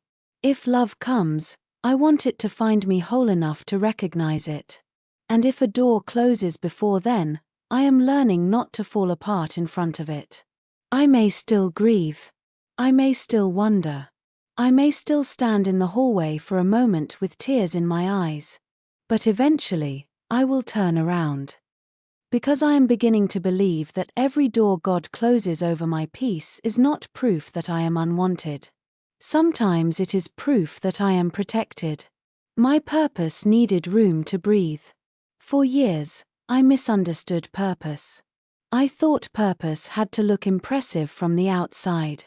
I thought it had to announce itself with achievement, expansion, productivity, recognition, and a calendar so full it proved I was not wasting my life. I thought purpose meant becoming more visible, more successful, more admired, more certain. I thought it was something big enough for other people to notice and clear enough for me to explain in one confident sentence. But the older I get, the less I trust purpose that requires me to abandon my own soul. In my small home outside Seattle, I have begun to learn that purpose is quieter than I was taught. It does not always arrive with applause. It does not always become a business, a ministry, a book, a title, a platform, or a new version of myself that looks impressive in photographs. Sometimes purpose begins in a kitchen at 7:12 in the morning, when I choose not to speak to myself with contempt. Sometimes it begins when I drink a glass of water before coffee because my body has been asking for gentleness. Sometimes it begins when I tell the truth in prayer instead of performing faith for a God who already knows me. That may not sound grand. But for a woman who has spent years being useful, pleasing, available, responsible, and quietly tired, it can be holy. I used to think my purpose was delayed because love had not arrived in the form I expected. I thought I was waiting for the right relationship to give shape to the next chapter of my life. I imagined that partnership would organize me, steady me, make my future feel less open-ended. I thought the presence of a man might make my life feel more directed, more legitimate, more complete. But what if some parts of my purpose could not breathe because I kept leaving no room for them? What if the wrong attachments were taking oxygen from the very woman God was trying to awaken? That question has stayed with me. Because purpose does not always die from rebellion. Sometimes it suffocates under distraction. Sometimes it gets buried under other people's needs.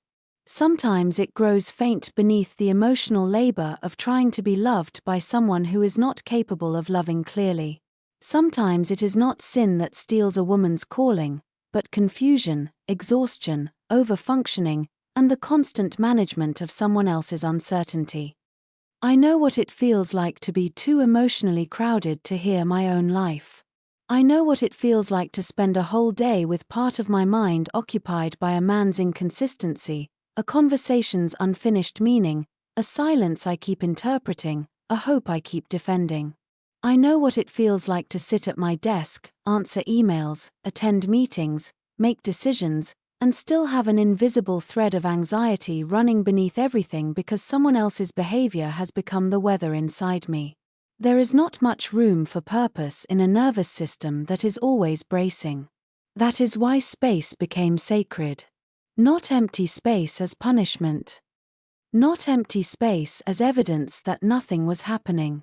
But space as breath. Space as mercy. Space as the first place where my own voice could become audible again. I began to notice what returned when the wrong noise left. My curiosity returned first. It was small at first, almost shy. I found myself stopping at a little bookstore in Fremont after work, not because I needed anything, but because I wanted to remember what kind of books made me linger. I ran my fingers across spines without rushing. Memoirs. Poetry. Gardening. Theology. Art. I bought a used book with notes in the margins from a woman I would never meet, and something about that felt tender, as if another life had brushed against mine quietly and left a trace. Then my body began asking for a different kind of care. Not punishment. Not improvement. Not the anxious project of becoming desirable enough to be chosen. Care. There is a difference. I started walking not to correct my body, but to keep company with it. Around Green Lake, under the low grey sky, I let my pace be honest. Some mornings I moved slowly. Some mornings I stopped to watch ducks cut small lines through the water. Some mornings I cried behind sunglasses, and no one knew. My body did not need me to conquer it. It needed me to return to it. Then my home began to speak. For years, I had treated my home like a place to recover from the day, not a place where my spirit could expand. But in this season, I began to ask what kind of room my soul needed. I moved the chair closer to the window. I cleared the small table that had become a landing place for bills and mail. I put a plant there instead, a fern that seemed impossible to keep happy in Seattle's shifting light, but I tried anyway. I bought a softer lamp. I changed the sheets. I opened drawers and let old things leave. None of this looked like destiny from the outside. But it was. Because purpose is not only what I do in public. Purpose is also the way I stop abandoning myself in private. I used to think God's assignment for my life would require me to push harder.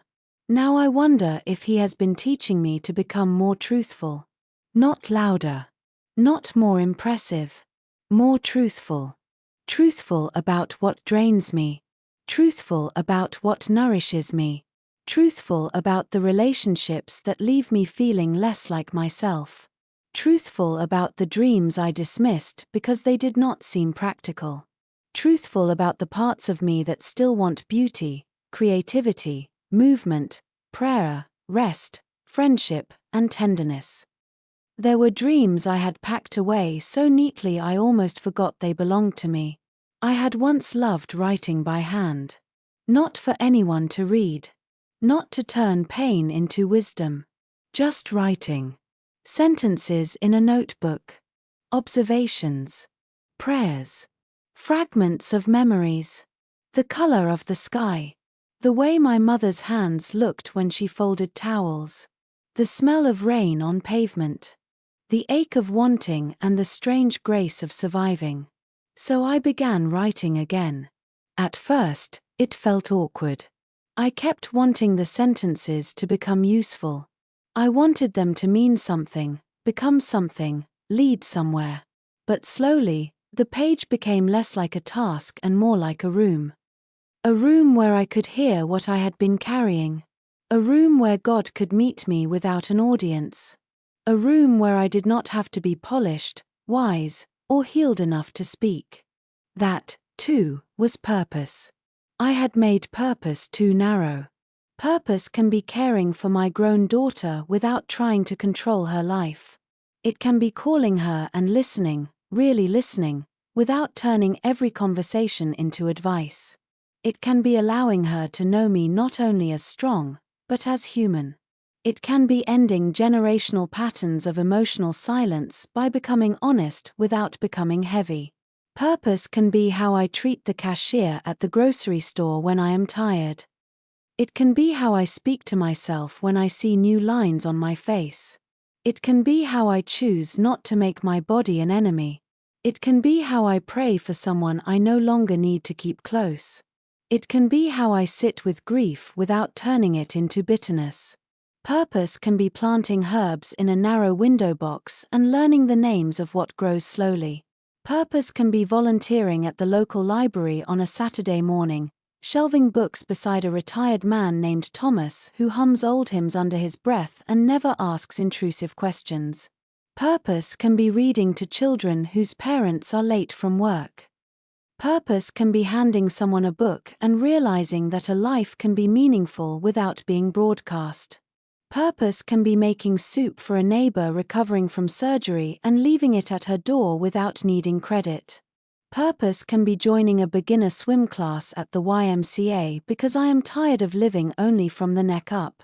Purpose can be walking through Pike Place Market and buying flowers not as a performance of independence, but because beauty belongs in my life even when no one sends it to me.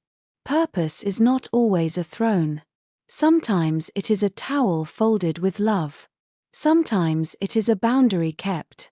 Sometimes it is a prayer whispered while washing dishes. Sometimes it is a woman learning to inhabit her own Tuesday afternoon without treating it as a waiting room. I had to release the idea that my purpose needed to impress people who were not assigned to understand me. That thought freed me in a quiet way. Because there is a kind of pressure that wears spiritual clothing but still exhausts the soul. It says I must turn every wound into a testimony quickly. It says I must become stronger in a way others can admire.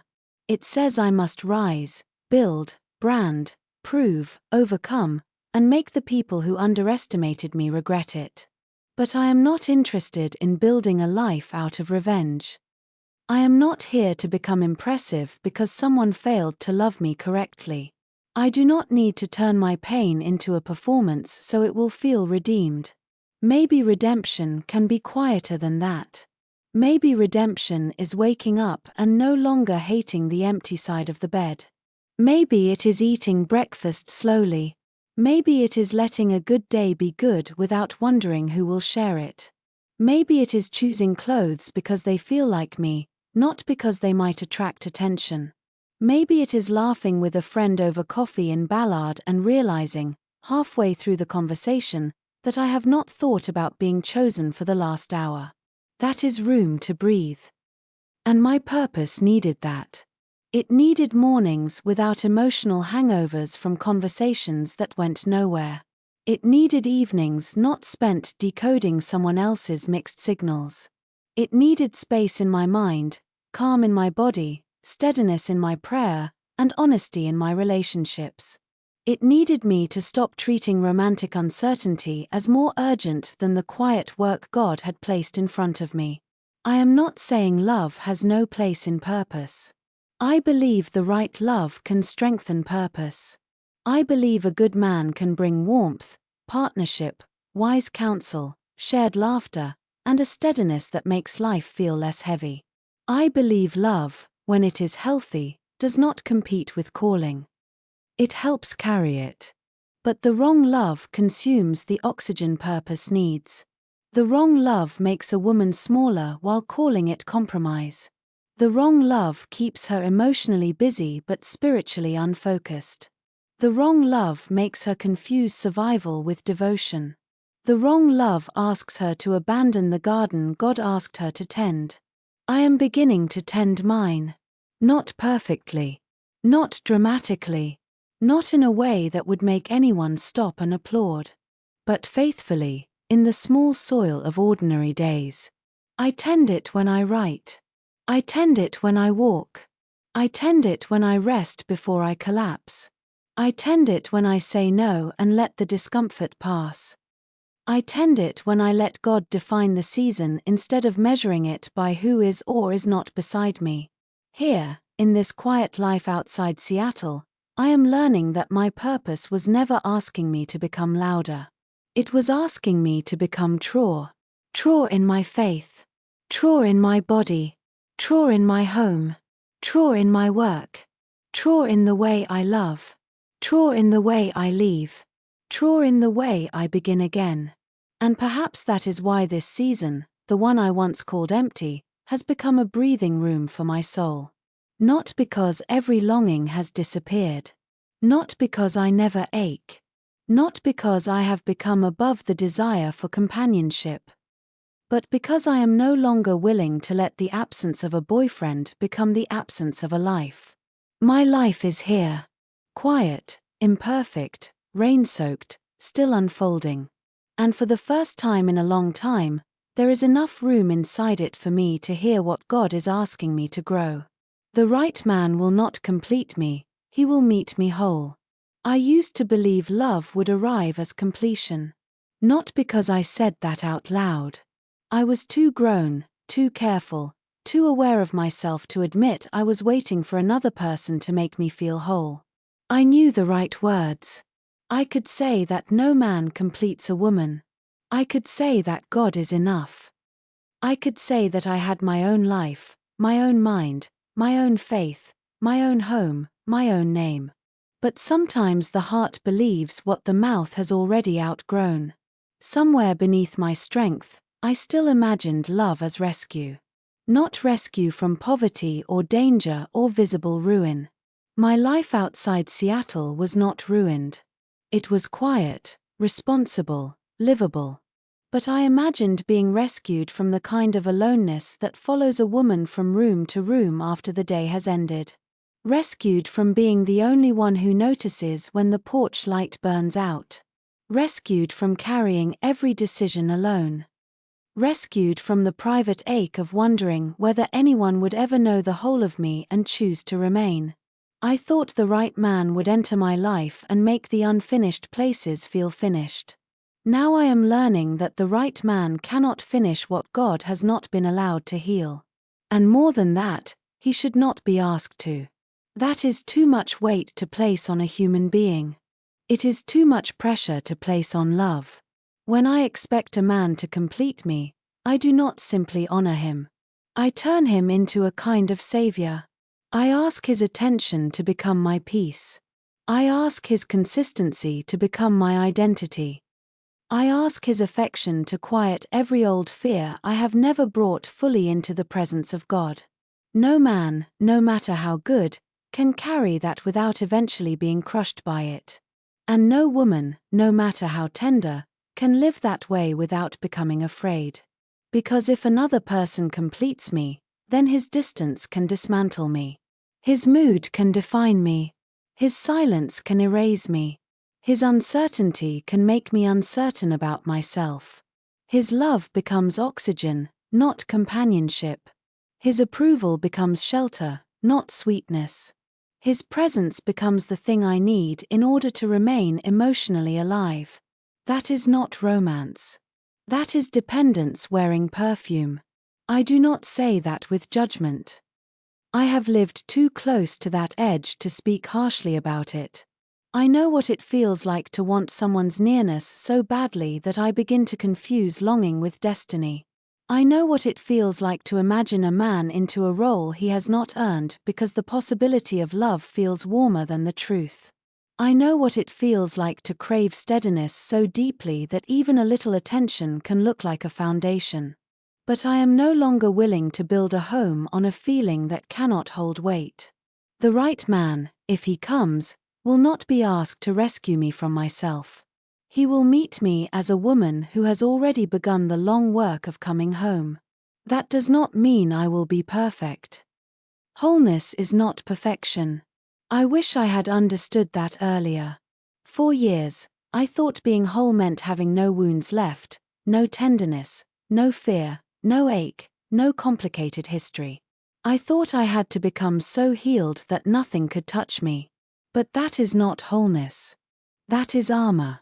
Wholeness means I can bring my full self into the room without handing someone else the power to name me. It means I can desire love without begging for it. It means I can be vulnerable without becoming available for mistreatment. It means I can say, "This hurt me," without collapsing into shame. It means I can admit, "I want partnership," without treating partnership like proof that my life has value. Wholeness means I belong to God before I belong beside anyone. That truth changes the way I imagine love now. I no longer want a man who is fascinated by my surface but uninterested in my soul. I do not want someone who praises my strength while quietly benefiting from the fact that I rarely ask for help.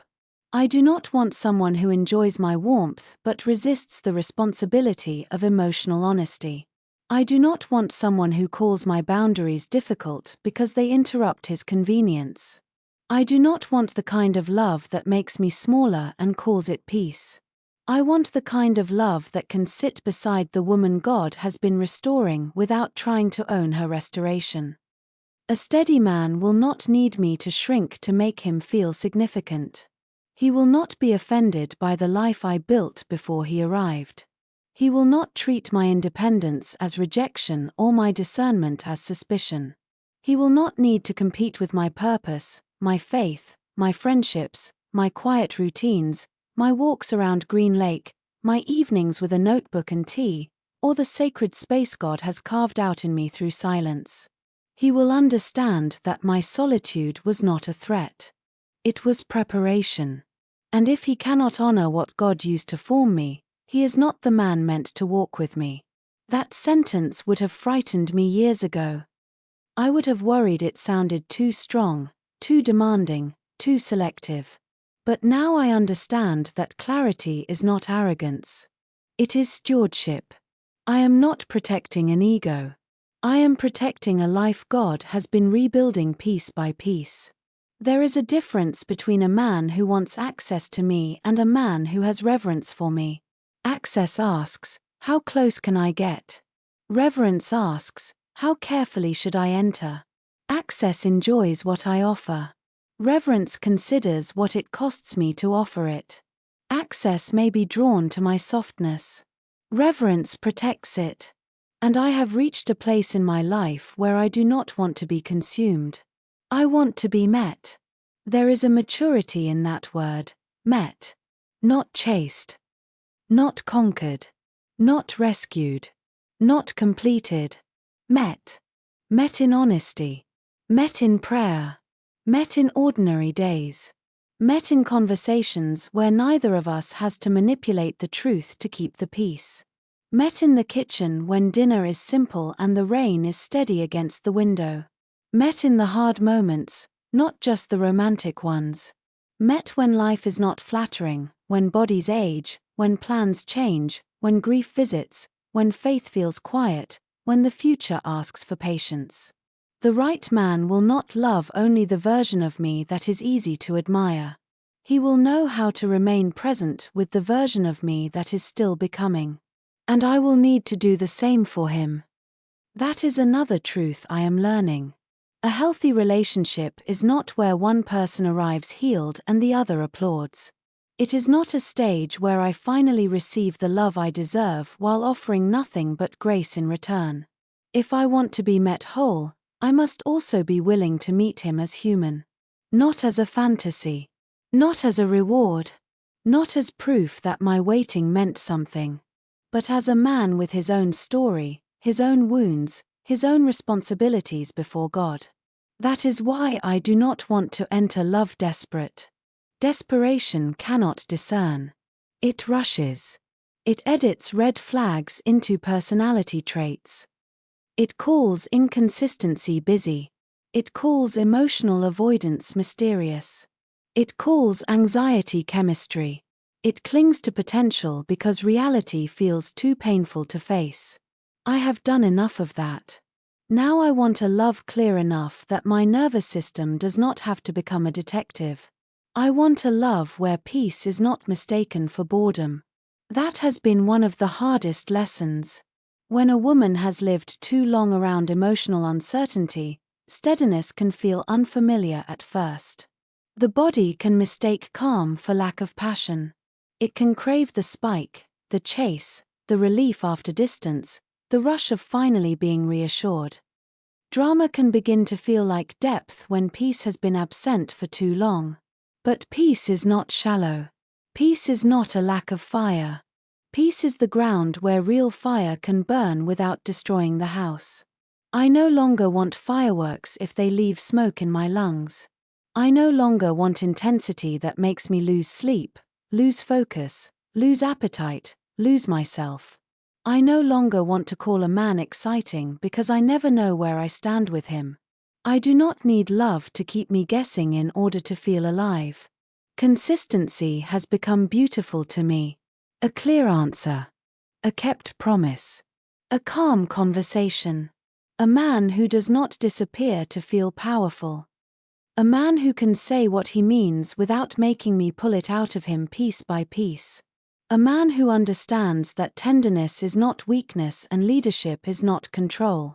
If that kind of love comes, I believe it will not interrupt my walk with God. It will join it. He will not pull me away from the quiet place where I learned to hear God. He will not mock the routines that helped me return to myself. He will not make me feel foolish for caring about prayer, rest, beauty, honesty, and purpose. He will not enter my life like a storm and expect me to call the damage passion.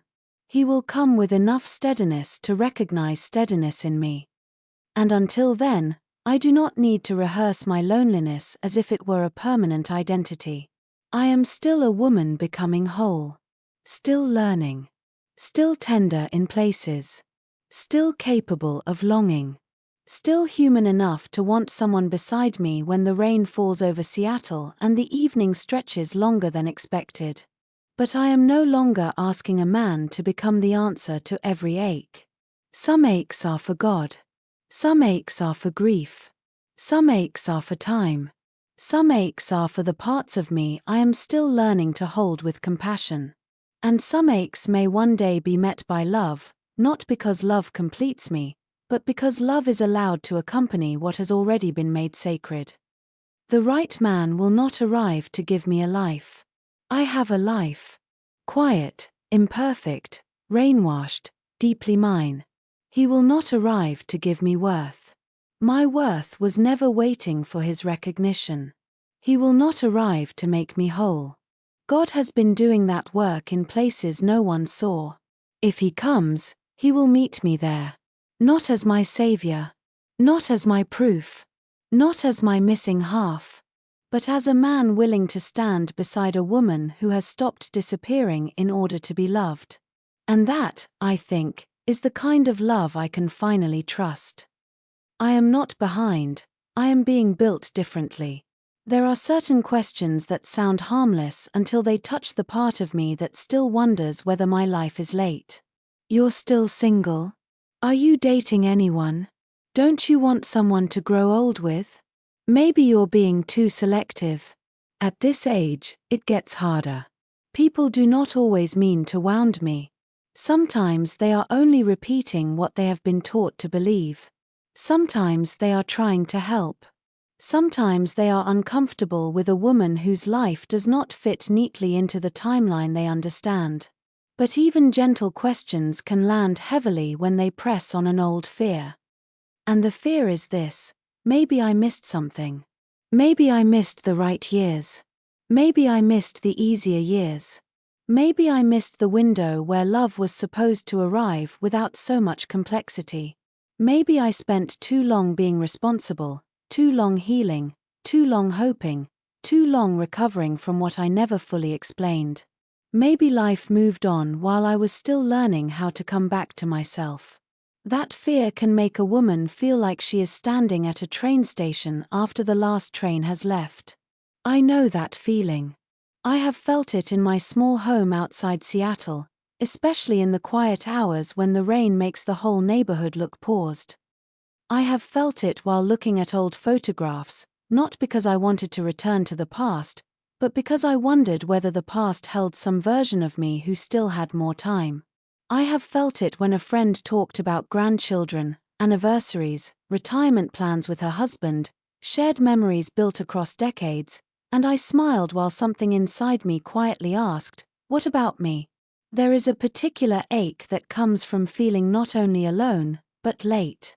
Loneliness hurts. But feeling late adds shame to the hurt. It makes me look at my own life as if it were an assignment turned in after the deadline. It makes me compare my story to women who married younger, rebuilt faster, recovered more gracefully, or seemed to arrive at stability without so many detours. It makes me treat my own path like a mistake simply because it took a shape I did not expect. But I am learning that a life can be delayed in the eyes of people and still be deeply held in the hands of God. I am learning that not every slow thing is failing. Some things are being built differently. That sentence has become a place of rest for me, though I did not trust it at first. I wanted a timeline I could defend. I wanted evidence that nothing had been wasted. I wanted God to show me, clearly and quickly, how every closed door, every quiet year, every almost, every ending, every unanswered prayer fit into a design I could understand. But God does not always explain construction while the walls are still open. Sometimes He builds behind coverings. Sometimes He reinforces what no one will see. Sometimes He takes longer with the foundation because He knows what the structure will need to carry later. I used to resent that. I wanted visible progress. I wanted the kind of life update that made people nod and say, "That makes sense." I wanted my story to look less mysterious, less unfinished, less easy for others to misread. I wanted something I could point to when people questioned the quietness of my life. But much of what God has been building in me cannot be photographed. No one sees the moment I choose not to return to what once diminished me. No one applauds when I go to bed peacefully instead of staying awake decoding someone's mixed signals. No one celebrates when I speak kindly to my aging body instead of punishing it for not looking the way it did 20 years ago. No one sends flowers when I stop measuring myself by someone else's timeline. And yet those moments are not small. They are beams in the house of a woman being rebuilt. The world often measures a woman's life by visible milestones. Marriage. Children. A bigger home. A shared last name. Anniversaries. Vacations taken in pairs. Photographs where her belonging is easy to identify. And there is beauty in those things when they are healthy. I will not pretend there is not. A good marriage is a gift. A loving family is a gift. Companionship across years is a gift. But those gifts were never meant to become weapons against women whose lives unfolded differently. My life is not a failed version of someone else's. It is my life. That sounds simple, but it has taken me years to say it without apology. My life, with its quiet evenings, its walks around Green Lake, its kitchen prayers, its small routines, its pottery bowls with uneven edges, its books stacked beside the bed, its rain-dark windows, its healed and unhealed places, its losses, its beginnings, its ordinary mercies. My life is not waiting to become legitimate. It already is. Still, there are days when the old comparison returns. It can happen anywhere. In the grocery store when I see a couple my age choosing flowers together. At church when someone places a hand on her husband's sleeve with the ease of long familiarity. In December, when holiday cards arrive showing smiling families in matching sweaters, children grown taller, couples silver-haired and steady, lives appearing to have moved forward in a straight line. I can be happy for them and still feel my own ache. I do not want to lie about that. Faith does not require me to pretend comparison never visits. It asks me not to build a home for it. So when comparison comes, I try to sit with it honestly instead of letting it become a judge. I ask what it is really touching. Usually, it is not envy in the ugly sense. It is grief. It is longing. It is the tender sadness of a woman who once imagined her life one way and has had to learn another language. There is grief in releasing the life I thought I would have by now. The kitchen with 2 coffee cups in daily use. The shared decisions. The hand at my lower back in a crowded room. The vacations planned around 2 calendars. The simple comfort of saying we without thinking. I can grieve those things without accusing my actual life of being worthless. That distinction has saved me.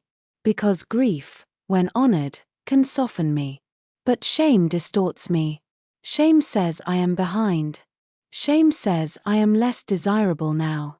Shame says time has made me harder to love.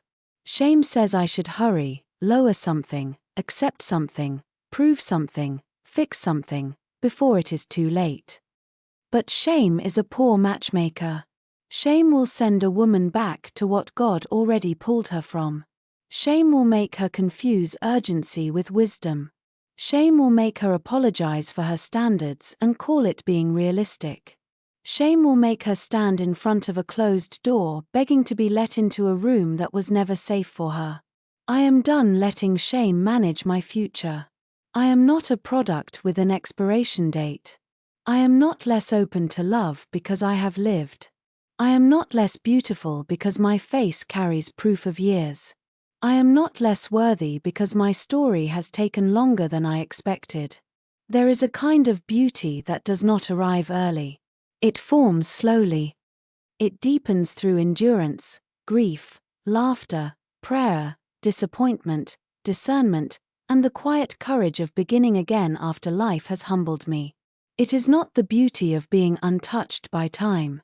It is the beauty of being made honest by it. I see that beauty differently now.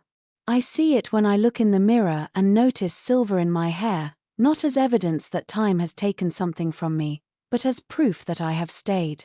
I see it in the lines near my eyes, marks left by years of smiling, squinting into rain, crying quietly, and still showing up the next morning. I see it in my hands, hands that have worked, cooked, prayed, carried groceries, held books, shaped clay, wiped tears, opened doors, and learned to let go. These are not signs that I am late. They are signs that I am alive. Sometimes I imagine the younger version of myself standing beside me. She is anxious. She wants to know how everything turns out. She wants assurance that love comes, that nothing is wasted, that the ache eventually makes sense. I cannot answer every question for her. I cannot tie the whole story into a neat bow. But I can tell her this: we did not disappear. We are still here. We are softer than we feared and stronger than we knew. We have lost things, but we have also gained a depth that cannot be rushed. And maybe that is what being built differently means. It means I am no longer measuring my life by speed. It means I am learning to honor what took time. It means I am not ashamed of rebuilding at an age when some people expected me to be settled. It means I can start again without treating the start as failure. It means I can buy new sheets, change my hair, take a class, write in a notebook, walk under cedar trees, pray with unanswered questions, and still call my life meaningful. It means I can be in the middle and not despise the middle. The middle is not glamorous. It is not always easy to explain. It is the place between what ended and what has not yet arrived. It is the place where people ask for updates and I do not always have any. It is the place where faith is less about certainty and more about remaining present. It is the place where I keep living even when the story is not ready to reveal its next shape. But the middle is also where God builds. Quietly. Deeply. Without needing the world's approval. A woman being built differently may look ordinary from the outside. She may live in a modest home outside Seattle. She may walk alone in a raincoat. She may spend Saturday morning at a farmer's market, buy flowers for her table, come home, make soup, call her daughter, read a few pages of a book, and go to bed without anyone posting evidence that her day mattered. But heaven may see a woman learning to live unashamed. A woman learning not to rush. A woman learning that peace is not a consolation prize. A woman learning that her timeline is not a public committee's decision. A woman learning that love, if it comes, does not have to arrive in panic. I do not know exactly what the next chapter will look like. I will not pretend I do. I do not know whether love will arrive quietly one day through a conversation, a friendship, a shared faith, a man who sees me without needing me to perform. I do not know whether my life will remain quieter than I once imagined. But I know this. I am not behind simply because I cannot explain my timing to people who did not walk through my healing. I am not behind because I refused to build a future with someone who made my spirit uneasy. I am not behind because I took time to return to myself. I am not behind because God did not rush what He was repairing. And I am not behind because my story looks different from the one I thought I would be living by now. I am being built differently. With slower beams. With deeper roots. With quieter strength. With a peace that does not need witnesses to be real. And tonight, in my small home outside Seattle, as rain moves gently against the windows and the room gathers its familiar stillness, I do not feel like a woman who missed the last train. I feel like a woman standing on ground God took his time to make steady. Maybe the path is not late. Maybe it is narrow. Maybe it is hidden. Maybe it is slower because it is carrying more truth than the rushed version of my life ever could. And maybe I do not need to apologize anymore for the time it took me to become someone I can finally live with in peace. I am not without love, I am becoming love. I used to think a woman without a boyfriend was a woman waiting for love to arrive. Now I wonder if she may be a woman learning to recognize the love that has been surrounding her in quieter forms all along. That is not the same as pretending romance does not matter. I will not insult my own heart that way. I still believe in the tenderness of being held by someone who knows how to stay. I still believe in the grace of a steady hand reaching for mine, in laughter shared across a kitchen table, in the comfort of hearing another person breathe beside me at the end of a long day. I still believe in a man who can love with clarity, humility, patience, and honor. But I no longer believe that romantic love is the only proof that love exists in my life. That belief had made my world too small. It had made me blind to the ordinary mercies that kept arriving without ceremony. The friend who sent a simple message when she had no idea I was having a hard morning. The neighbor who waved from her porch while I carried groceries in the rain. The woman at the pottery studio who remembered I liked the blue glaze. The quiet voice of my grown daughter on the phone, telling me about her day, trusting me with small pieces of her life. The old hymn that rose in my mind while I was washing dishes. The warmth of a mug between my hands. The soft light across my kitchen floor. The breath in my lungs when I thought I had nothing left to give. Love had not always arrived in the form I demanded. But it had not been absent. In my small home outside Seattle, I have begun to see that love is sometimes less like a grand entrance and more like a lamp left on in a dark room. It does not always solve the ache. It does not always answer every question. It does not always replace the human companionship I still desire. But it reminds me that I have not been abandoned inside my own life. There are evenings when I understand this more clearly than others. The rain comes softly against the windows. The street outside shines under the weak glow of the lamps. The house is quiet, not empty in the same way it once felt, but quiet like something sacred is allowed to rest there. I make tea. I move slowly. I do not rush to fill every silence. I do not treat my own company like a problem to be solved. I sit at the kitchen table and realize that I am no longer the same woman who once waited for a phone to tell her whether she mattered. I have not become invincible. I have not become untouched by longing. I have not graduated from tenderness into some polished version of strength. I still have days when the absence of partnership presses against me. I still have moments when I see an older couple walking beneath one umbrella and feel something in me ache with both beauty and grief. I still know what it is to want someone to look across the room and find me with his eyes. But the ache no longer gets to name me. That is the difference. I can want love without becoming a beggar for it. I can miss companionship without calling my life incomplete. I can feel the quiet of the evening without assuming it is evidence against me. I can be honest about desire without letting desire drag me back into places where my spirit cannot breathe. This is what I mean when I say I am not without love. I am loved by God in ways that do not always satisfy my need for visible proof, but still steady the deepest part of me. I am loved in the patience that has carried me through seasons I did not know how to explain. I am loved in the closed doors I once resented. I am loved in the strength that returned slowly after I thought I had given too much of myself away. I am loved in the quiet conviction that keeps rising when shame tries to tell me I am late, unwanted, or too complicated to be cherished. And slowly, I am becoming loved too. Not in a sentimental way. Not in the way people use beautiful language to avoid difficult truth. Becoming love does not mean becoming endlessly available. It does not mean absorbing disrespect with a smile.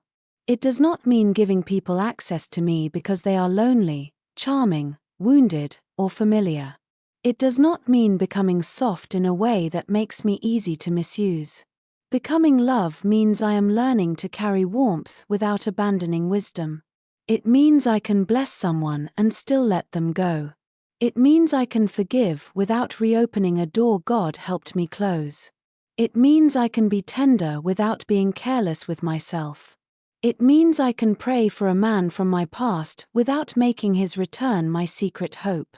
It means I can listen to my daughter without trying to control her. I can let her become her own woman without making her responsible for the unfinished places in me. I can love her with open hands, not anxious ones. I can offer her presence instead of pressure, truth instead of performance, tenderness instead of fear. That, too, is love. I am learning that love is not only something I receive. It is something I become capable of giving without losing myself. For many years, I thought the measure of love was how much I could endure, how much I could understand, how much I could forgive, how much I could wait, how much I could shrink my needs so another person would not feel burdened by them. But endurance is not always love. Sometimes endurance is fear with good manners. Sometimes what I called love was actually the terror of being left. Sometimes what I called patience was the habit of accepting less than honesty. Sometimes what I called loyalty was my refusal to admit that I was lonely inside a connection that had no future.